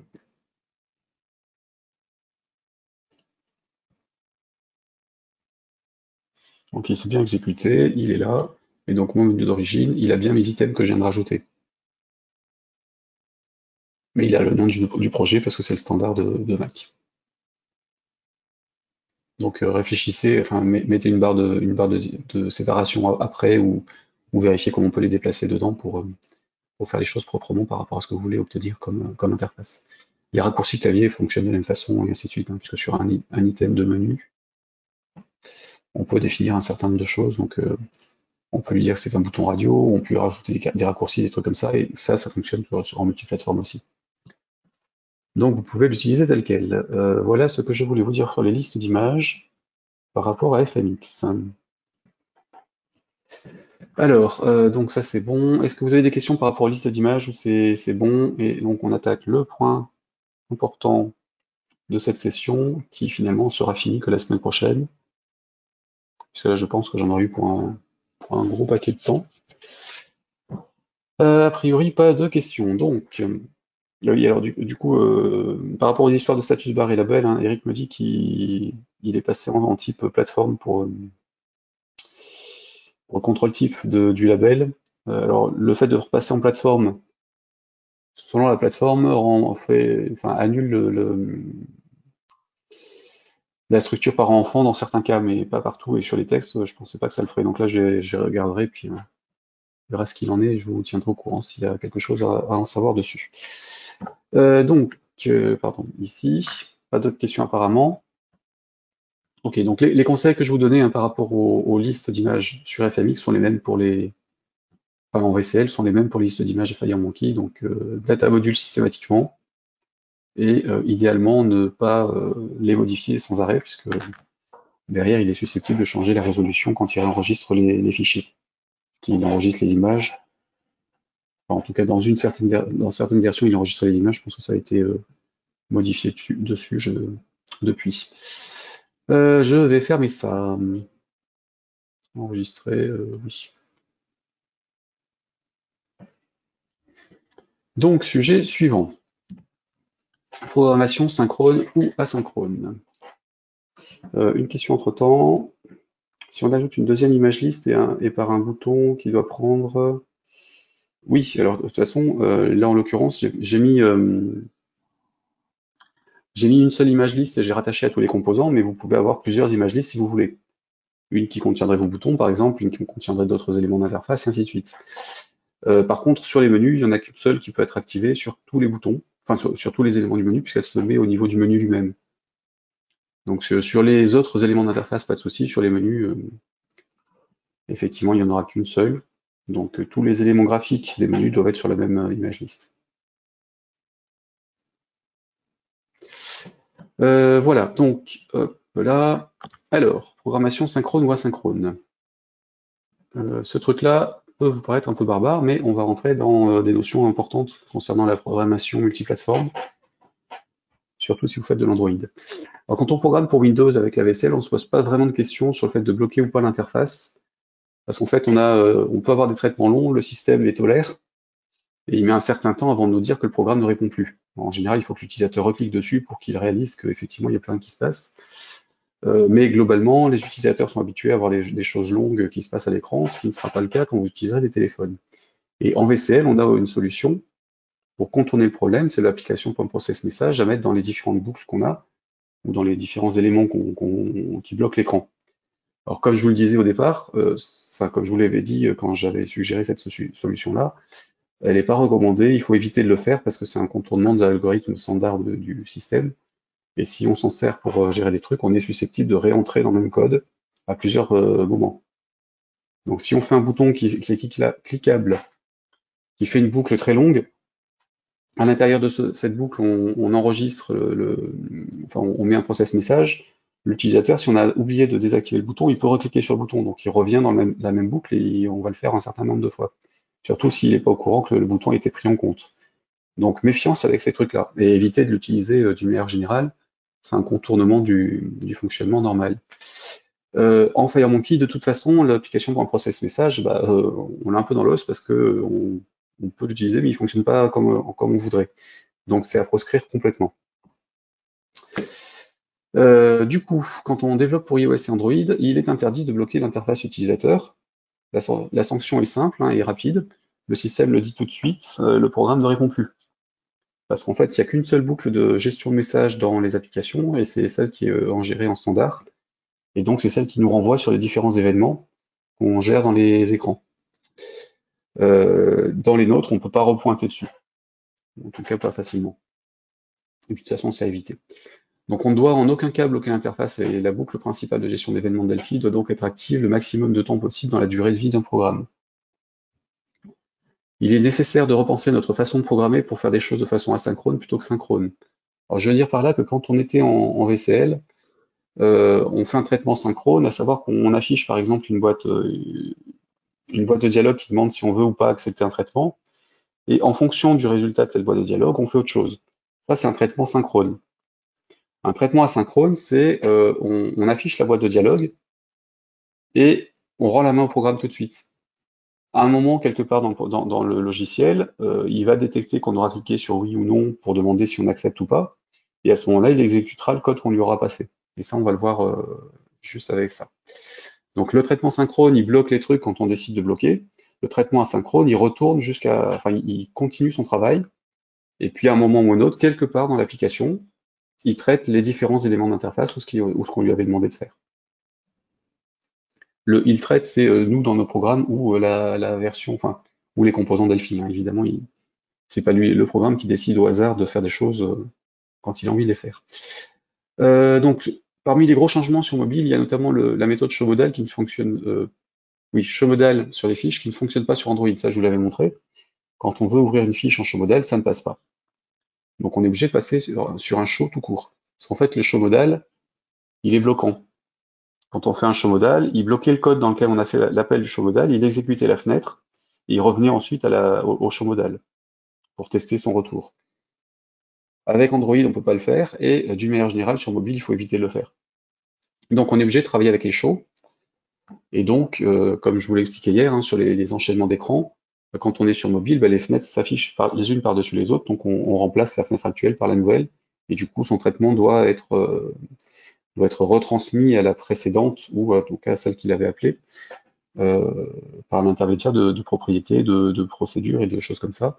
Donc là, sur les exemples où dans la fiche 2, je mettais les boutons oui et non, c'est pour le travail sur smartphone, parce qu'on n'a pas le show modal.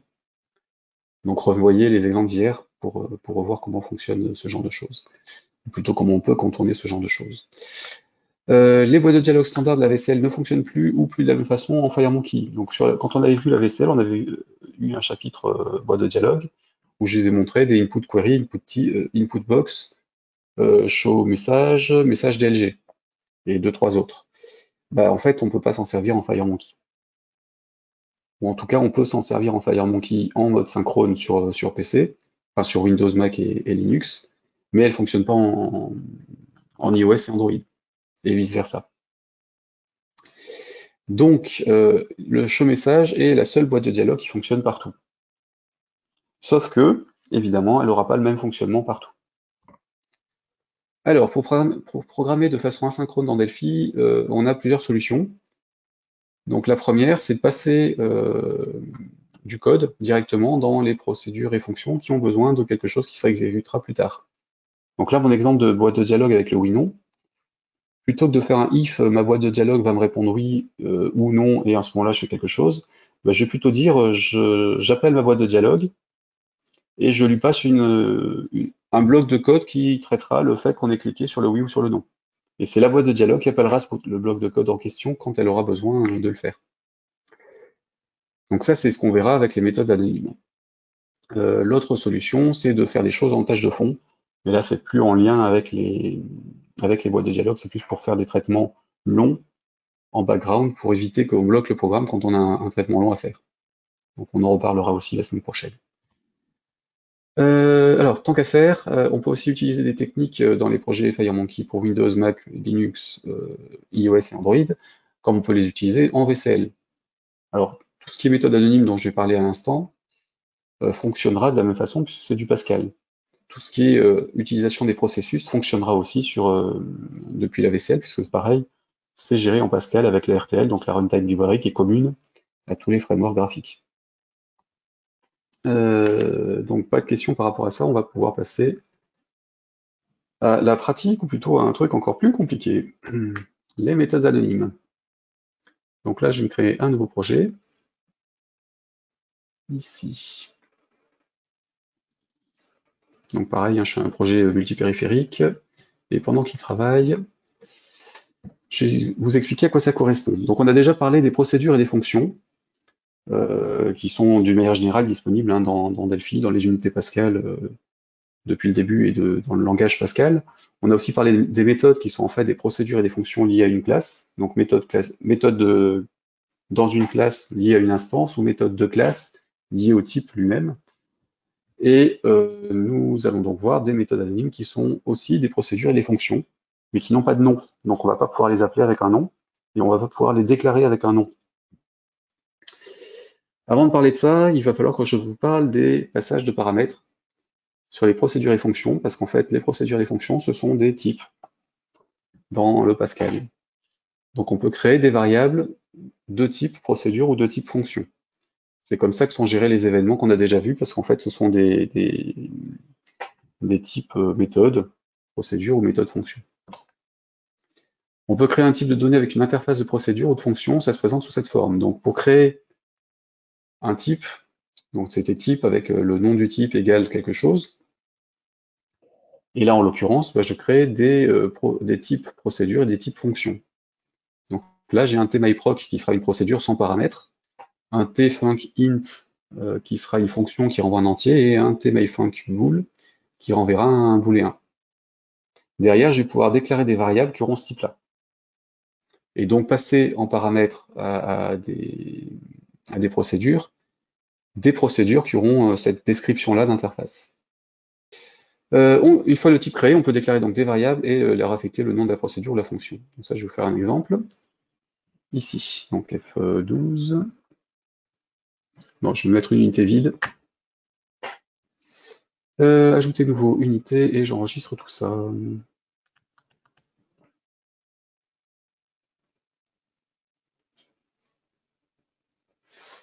Donc dans Bootcamp,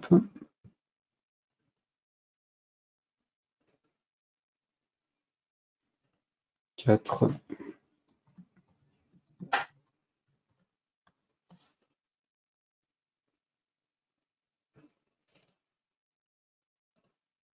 Allez, les deux fichiers unités plus le programme.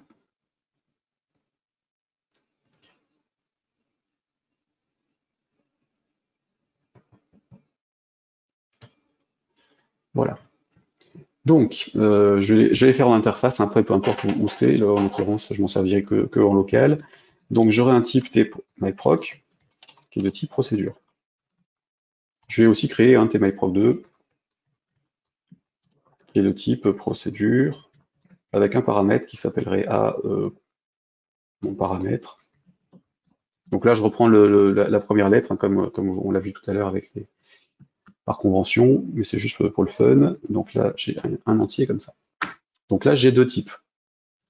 Je vais reprendre ça et je vais me créer une procédure ici. Ou alors je vais plutôt tout mettre en implémentation, ça évite de compliquer les choses. Ici, le type sera là-haut, parce que je m'en servirai peut-être dans l'autre fiche. Ça, ça. Donc là, j'ai une procédure que je vais appeler ma procédure begin end. Voilà. Et ensuite, je vais reprendre aussi la description de la deuxième. Alors ça marche de la même façon pour les fonctions, donc je ne vais pas faire de tout. Et donc là, c'est ma procédure 2. Begin end. Donc là, j'ai deux procédures. Ici, je vais déclarer une variable qui sera de type tMyProc. myproc, de point tMyProc. Et il y a un deuxième d'ailleurs.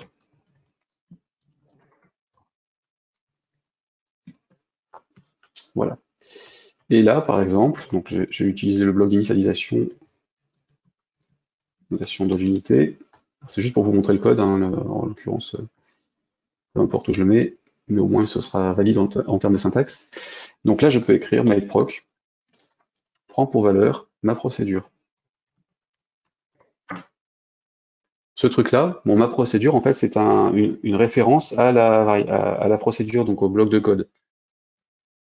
myproc, ici, c'est une variable qui est de type tMyProc, qui correspond à une procédure sans paramètre, et donc je peux lui affecter le même pointeur que ma procédure. Donc là, je parle de pointeur parce qu'on rentre dans les histoires de pointage mémoire et code et ainsi de suite. Là, en l'occurrence, myproc et ma procédure pourront ensuite être utilisés de la même façon.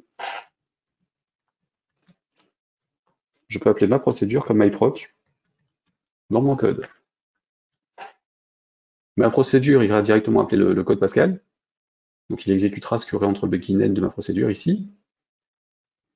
myproc, comme je lui ai affecté ma procédure, j'ai aussi le code du begin end. Et en fait, ça, on ne pourrait pas l'écrire si c'était une... Enfin, mettons que je crée une variable j, par exemple, en entier. Je ne peux pas écrire j prend pour valeur ma procédure. Parce que ma procédure ici, c'est une procédure, donc ça ne doit pas être compatible avec le type entier du truc, de j. Si je fais un CTRL F9, il va me refuser la compile. F9.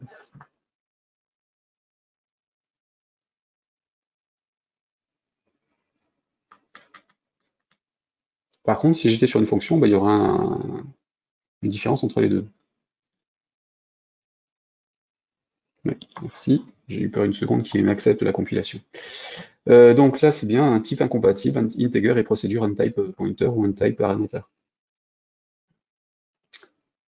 Donc ça marche pas. Par contre, je vais faire ça avec une fonction. Donc là, hop, finalement j'en crée une quand même, qui va renvoyer un entier. Pardon. Égale fonction qui renvoie un entier. Donc c'est une fonction sans paramètre. Hein. Voilà. Et donc ça, je récupère la même structure, je l'utilise ici. Donc ce sera ma fonction, et renvoie begin, résulte, prend 10, point virgule, end, plutôt random. Valeur maxi de integer. Hop. Donc j'ai une fonction qui s'appelle ma fonction, qui renvoie un entier, et j'ai un type qui s'appelle tmyfunc, qui serait une fonction qui renvoie un entier. Donc là, je peux déclarer une variable de type tmyfunc.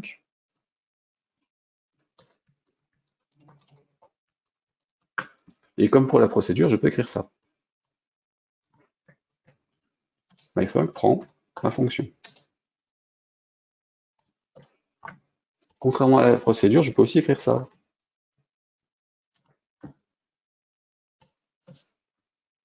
Dans le premier cas, c'est un point, pardon, J, parce que j'ai pas appelé. Donc dans le premier cas ici, je fais une affectation de fonction à un pointeur vers une fonction. Donc il n'exécute pas la fonction, c'est pas le résultat de la fonction que je récupère, c'est la fonction elle-même. Ici, j'exécute la fonction qui renvoie un entier. Donc là, la compilation passe, mais ça fait pas la même chose. Donc méfiez-vous, ça peut être un piège aussi.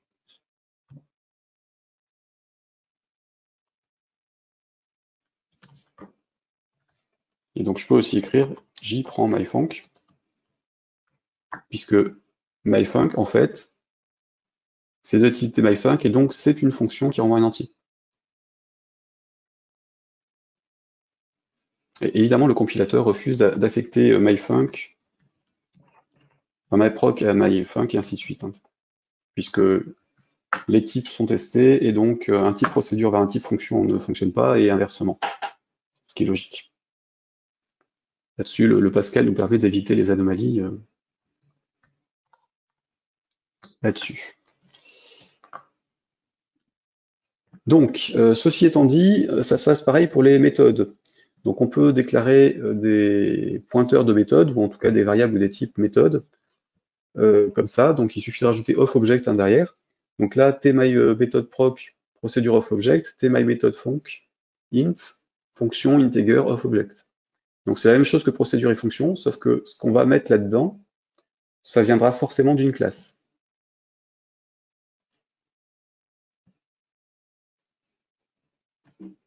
Donc d'un objet, d'une instance d'un objet ou d'une méthode de classe, selon les cas. Et en fait, on l'a déjà fait. Parce que quand je vous ai fait les créations de composants à la main et que je rajoutais le onClick, notamment sur les lettres pour le pendu, bah, j'avais une variable onClick à laquelle j'affectais une procédure. Et bah, ma procédure, en fait, c'était la description d'un tNotifyEvent, et mon onClick sur les composants, bah, en fait, c'est une propriété qui est de type tNotifyEvent. Donc c'est une variable qui pointe sur un objet, enfin sur une procédure d'objet. Donc là, si on en crée, pareil, hein, ici, alors là, je vais le faire au niveau de la classe. Non, je vais tout mettre là, tiens, hop, ce sera plus propre. Tout regrouper ici. Donc là, j'ai créé une classe. Ici, donc ma classe égale classe end ma classe func égale fonction de point integer of object. Et dans ma classe, je peux avoir un toto de type thema ma classe func et un procédure.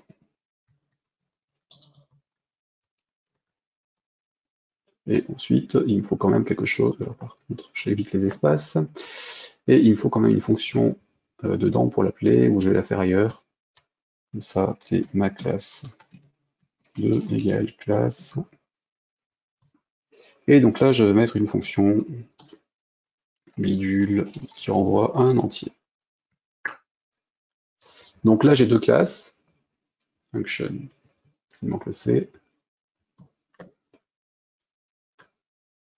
Donc là, j'ai une première classe, tMaClass, qui a une variable de type tMaClassFonction, donc qui est une fonction d'objet. J'ai une procédure appel Toto, Et j'ai une deuxième classe qui aura un bidule qui renvoie un entier. Donc là, en l'occurrence, cette fonction-là, je vais pouvoir l'affecter à mon toto. Et là, en l'occurrence, donc je vais créer plusieurs variables. Donc ma classe 1 de point t ma classe.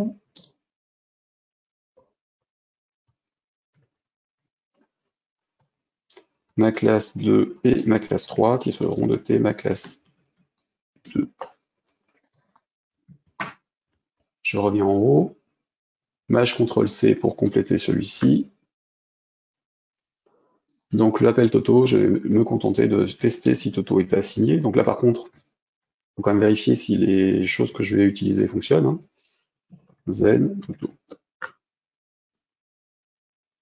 Ou show. Voilà. On va dire qu'on fait ça, et donc je vais mettre Toto dans I. Alors, évidemment, ça n'a aucun impact en termes d'interface, c'est juste pour que vous voyez un petit peu comment on appelle les choses. Donc là, Toto, c'est donc un truc de type, c'est une fonction qui renvoie un entier, comme vous le donne l'inspecteur l'assistant dans Delphi. Donc là, en l'occurrence, j'ai bien un entier qui prend la valeur de Toto. Et ça, je n'appellerai Toto dans cette procédure-là que si Toto est renseigné, donc s'il pointe réellement sur quelque chose. Ensuite, donc là, on a le premier, et dans la deuxième classe, mon bidule ici, pareil, maj CTRL-C, je complète le truc, et donc je vais renvoyer une valeur aléatoire, pareil, entre 0 et la valeur maximale pour les entiers.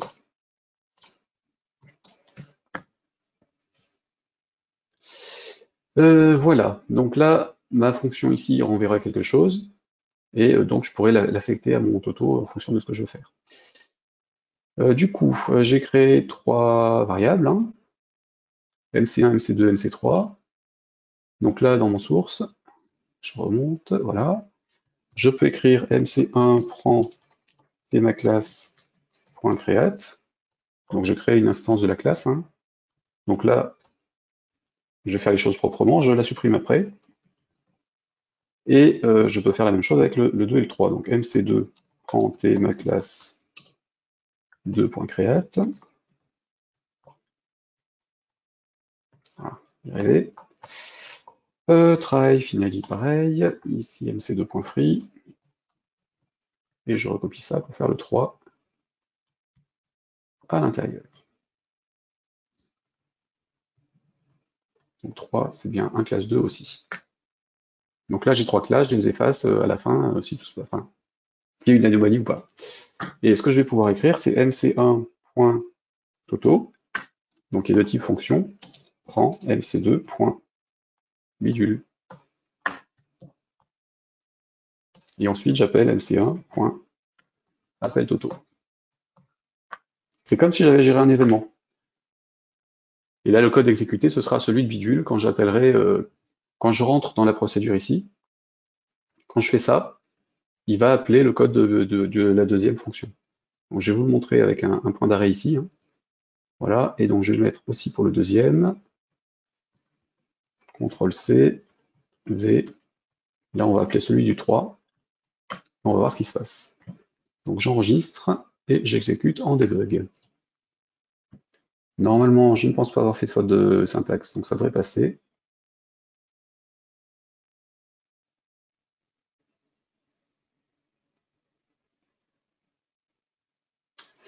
Donc là, si je regarde à gauche, j'ai la pile d'appels, donc je suis dans un certain nombre de choses. Je suis dans le projet 1, il a fait des unités de Delphi.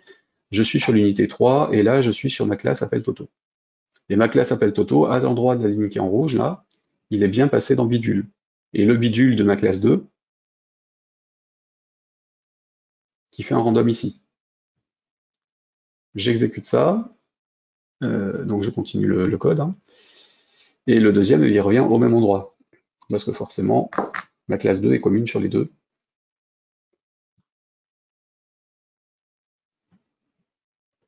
Parce que MC2 et MC3 sont les mêmes. Donc, on va tricher. Hop, ici, ça je le dégage. Et j'avais toujours l'ancien programme, donc je l'efface aussi. Donc on va tricher, on va changer le fonctionnement. Ici, ma classe 3, ce sera plus un ma classe 2, ce sera ma classe 3 avec son propre bidule, ou un truc que j'appellerai truc, comme ça on sera plus clair. C'est V ici, donc on fait un ma classe 3, truc. Ça peut s'appeler bidule, comme n'importe quoi, un Shift CTRL C, et donc là pareil, résulte, prend random de la valeur maximale des entiers possibles. Ok, ceci étant fait, donc mon MC3, ce sera de type ma classe 3 ici. Hop, donc là je mets un 2 points, j'enlève le virgule, et là je mets un 3. Voilà, et donc dans mon initialisation de la classe, ici c'est le 3 au lieu du 2. Du coup sur le 3, j'ai plus bidule, j'ai bien truc. Je mets un point d'arrêt là, et on va relancer.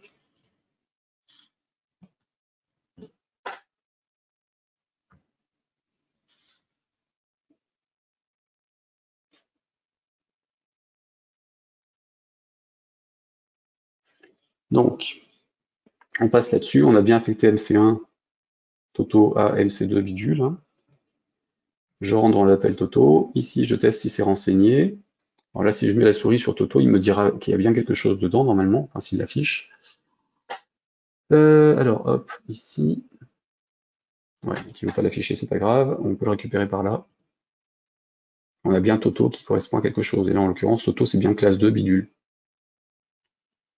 Je peux donc continuer. Ici, je fais un coup de F7 pour rentrer dedans, et je suis bien dans le classe 2 bidule. Voilà. Et voilà.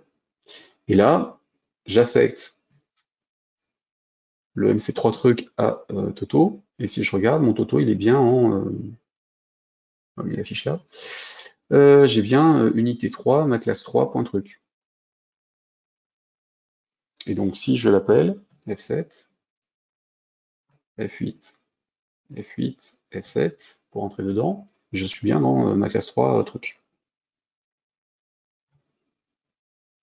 Donc grâce à ça, on peut modifier certaines choses, certains comportements, en créant des variables ou en utilisant ça de cette façon-là.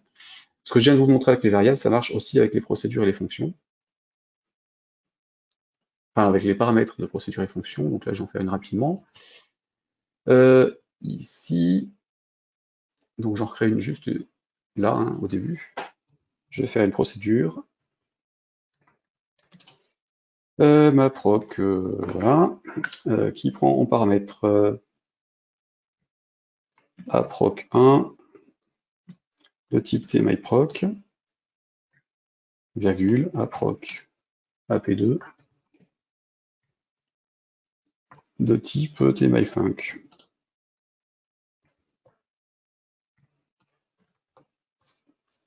Et donc dedans, bah, je peux appeler ap1, sans oublier le point virgule à la fin, et dire tac, var i de point integer, et dire que i ici, ça prend ap2, parce que mon ap2, c'est une fonction qui renvoie un entier.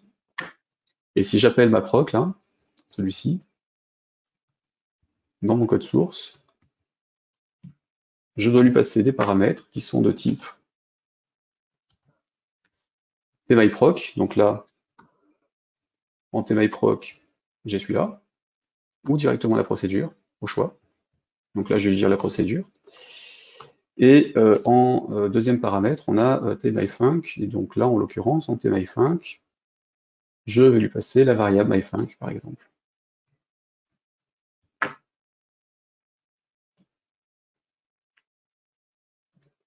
Voilà. Donc là, vous avez vu comment on passe des paramètres et procédures et fonctions aux paramètres.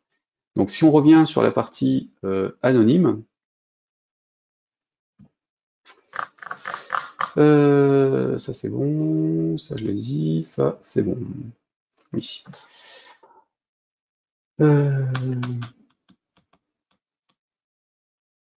Oui, et donc là, on va repartir sur la partie anonyme, et ça, il y en a plein dans FireMonkey, parce qu'en fait, il s'en sert partout pour gérer les callbacks, pour éviter les histoires de blocage d'interface. Donc les méthodes anonymes, ce sont des procédures et des fonctions sans nom. Pour pouvoir passer du code en paramètres ou des variables, il faut définir un type décrivant la procédure ou la méthode, comme on vient de le faire, hein. Sur le même principe, sauf que c'est plus un procédure fonction, procédure of object ou fonction of object, mais un référence to procédure ou référence to fonction. Voilà. Et donc lui, derrière, il va stocker les choses correctement. Donc là, en l'occurrence, je vais faire un nouveau type. Ici, alors je me remets en haut, mais après je pourrais le faire n'importe où, hein, puisque pareil, les types, on peut les mettre n'importe où.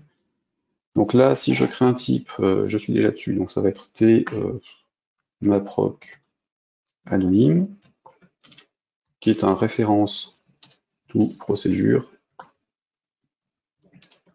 à $integer. On va faire une fonction, non c'est bien, à $integer, point virgule. Là, en fait, il faut que quelque part j'ai une procédure. Je vais faire une procédure qui va prendre 100 paramètres. CTRL-C. Procédure ici, donc ça va être procédure maproc, voilà, qui prend un param de type maproc anonyme, begin end. À l'utilisation, c'est la même chose que les autres. Donc mon param ici, je peux l'appeler, c'est une procédure qui a des paramètres, donc là en l'occurrence un entier, donc je vais lui passer 14 par exemple. Voilà. Alors param était un mauvais choix puisque il existe plus ou moins dans certains trucs, donc je vais plutôt mettre un A param, hein, pour éviter qu'il soit confondu avec autre chose si j'étais ailleurs. Donc là, j'appelle mon truc. Sauf que pour l'utiliser, je dois passer une procédure anonyme. Et donc pour ça, j'ai besoin d'un maproc anonyme, et si je fais un CTRL espace, il m'en trouve pas. Donc là, je vais écrire ma procédure directement. Donc c'est une procédure qui prend un paramètre entier. Alors je sais plus ce que j'avais mis là-haut. Comme nom de paramètre, j'ai mis quoi? Le type, il est où? Ici, donc j'avais mis A entier, donc c'est très bien si je laisse I, parce qu'en fait ce qui compte, ce sont les types qui sont enchaînés. Hop, ici. Un begin ici, un end à la fin. Et par contre, bah, je ferme la parenthèse, et voilà. Donc là, je vais lui passer du code, et ln de I par exemple. Donc ma procédure anonyme, c'est ça en fait. Procédure ou fonction, sans le point virgule à la fin de la déclaration, begin end directement, et on met ça en tant que paramètre n'importe où. Et ça, on va s'en servir régulièrement quand on fera de la programmation multiplateforme avec FireMonkey et Delphi. Et on peut s'en servir aussi en VCL si on a envie de déplacer des bouts de code et les fournir à d'autres fonctions ou procédures. Voilà, est-ce que vous avez des questions par rapport à ça?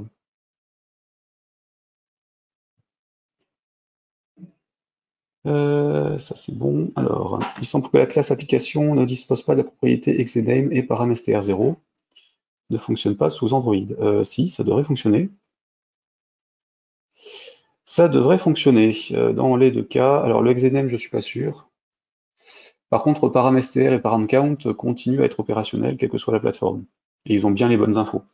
Donc là, il faut que je vois quel type d'erreur vous avez. Mais en tout cas, ce sont directement des fonctions dans le système, dans la RTL, donc elles passent. C'est pas dans la classe application elle-même, hein, c'est en appel direct. Donc param_count, en fait, ça permet de savoir combien il y a de paramètres sur la ligne de commande quand on appelle quelque chose, quand on appelle un programme. C'était plus historiquement utilisé quand on faisait des applications sous MS-DOS ou en console pour passer des informations à l'écran. Et le param_str donne les différents éléments de la liste. Donc là, normalement, on les a bien. Des questions par rapport aux méthodes anonymes ou pas? C'est bon. Ça a l'air d'être OK. Donc je vais vous abandonner aujourd'hui là-dessus, sauf qu'on va quand même faire un petit exercice pour ce week-end. Alors, je vous envoie le lien du PDF correspondant aux exercices, et je vais vous afficher le contenu ici. Voilà, donc je l'ai mis en commentaire, hein. Et donc, hop, ici. Donc à vous de jouer. Donc à vous de jouer sur un exercice, donc ce sera le 7e que je vous donne, enfin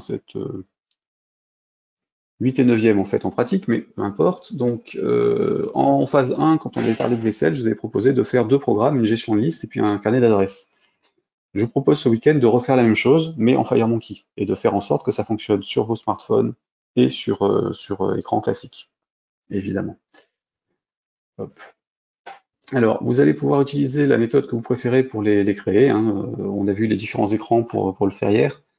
Donc, vous pouvez utiliser l'un des sources que je vous ai proposé, ou refaire un truc complètement à votre sauce, peu importe. Là, après, c'est à vous de voir. Et vous pouvez aussi regarder la session 10 qui parlait des correctifs concernant ces programmes-là. Donc là, en l'occurrence, faites-vous plaisir sur les composants que vous allez utiliser, les méthodes que vous utilisez. Le but du jeu, c'est que vous ayez, à la fin du week-end, et qu'on puisse corriger lundi ou mardi, un programme de gestion de contact et puis un programme de gestion de liste de courses qui soit exécutable sur smartphone ou tablette, après ça dépend de quoi vous êtes équipé, et sous Windows, au moins pour les tests. Et donc après, on pourra voir aussi comment on synchronise ce qu'on aura fait sur le téléphone avec ce que vous auriez sur l'ordinateur classique. Donc, premier exercice, le répertoire téléphonique FMX. Donc un ou plusieurs écrans à votre convenance, hein, avec nom, prénom, email et téléphone comme champ à saisir. Et donc ça devra fonctionner sur toutes les plateformes. Vous pouvez utiliser un TFD Nametable ou une base SQLite ou les deux, enfin là après à vous de voir. C'est comme vous le sentez. Enfin, quand je dis SQLite, ça peut aussi être une autre base de données si vous voulez, mais partez du principe que l'application sur les smartphones doit être autonome. Donc ne doit pas dépendre d'une connexion Internet ni d'un réseau local ou 4G pour tourner. À part pour la synchro évidemment, mais ça on la verra ensemble. Enfin, sauf si vous voulez aller jusque-là. Sur la liste de courses, pareil, sauf qu'on voudra un produit à acheter, donc son nom, et puis éventuellement le fait de savoir s'il est acheté ou pas, donc un oui-non qui traîne quelque part et qui nous permet de cocher des cases. Voilà. Est-ce que vous avez des questions par rapport à ça, ou est-ce que c'est bon? Donc pas d'autres questions. On va en rester là pour aujourd'hui. Je mettrai à disposition la vidéo dans la journée ou demain sur Vimeo. Elle suivra sur le compte YouTube de Bernstein, donc sur vassure.fr/devbootcamp. Hein. Voilà, donc sur ce, je vous souhaite un bon week-end, et puis je vous retrouve lundi à 10h au même endroit.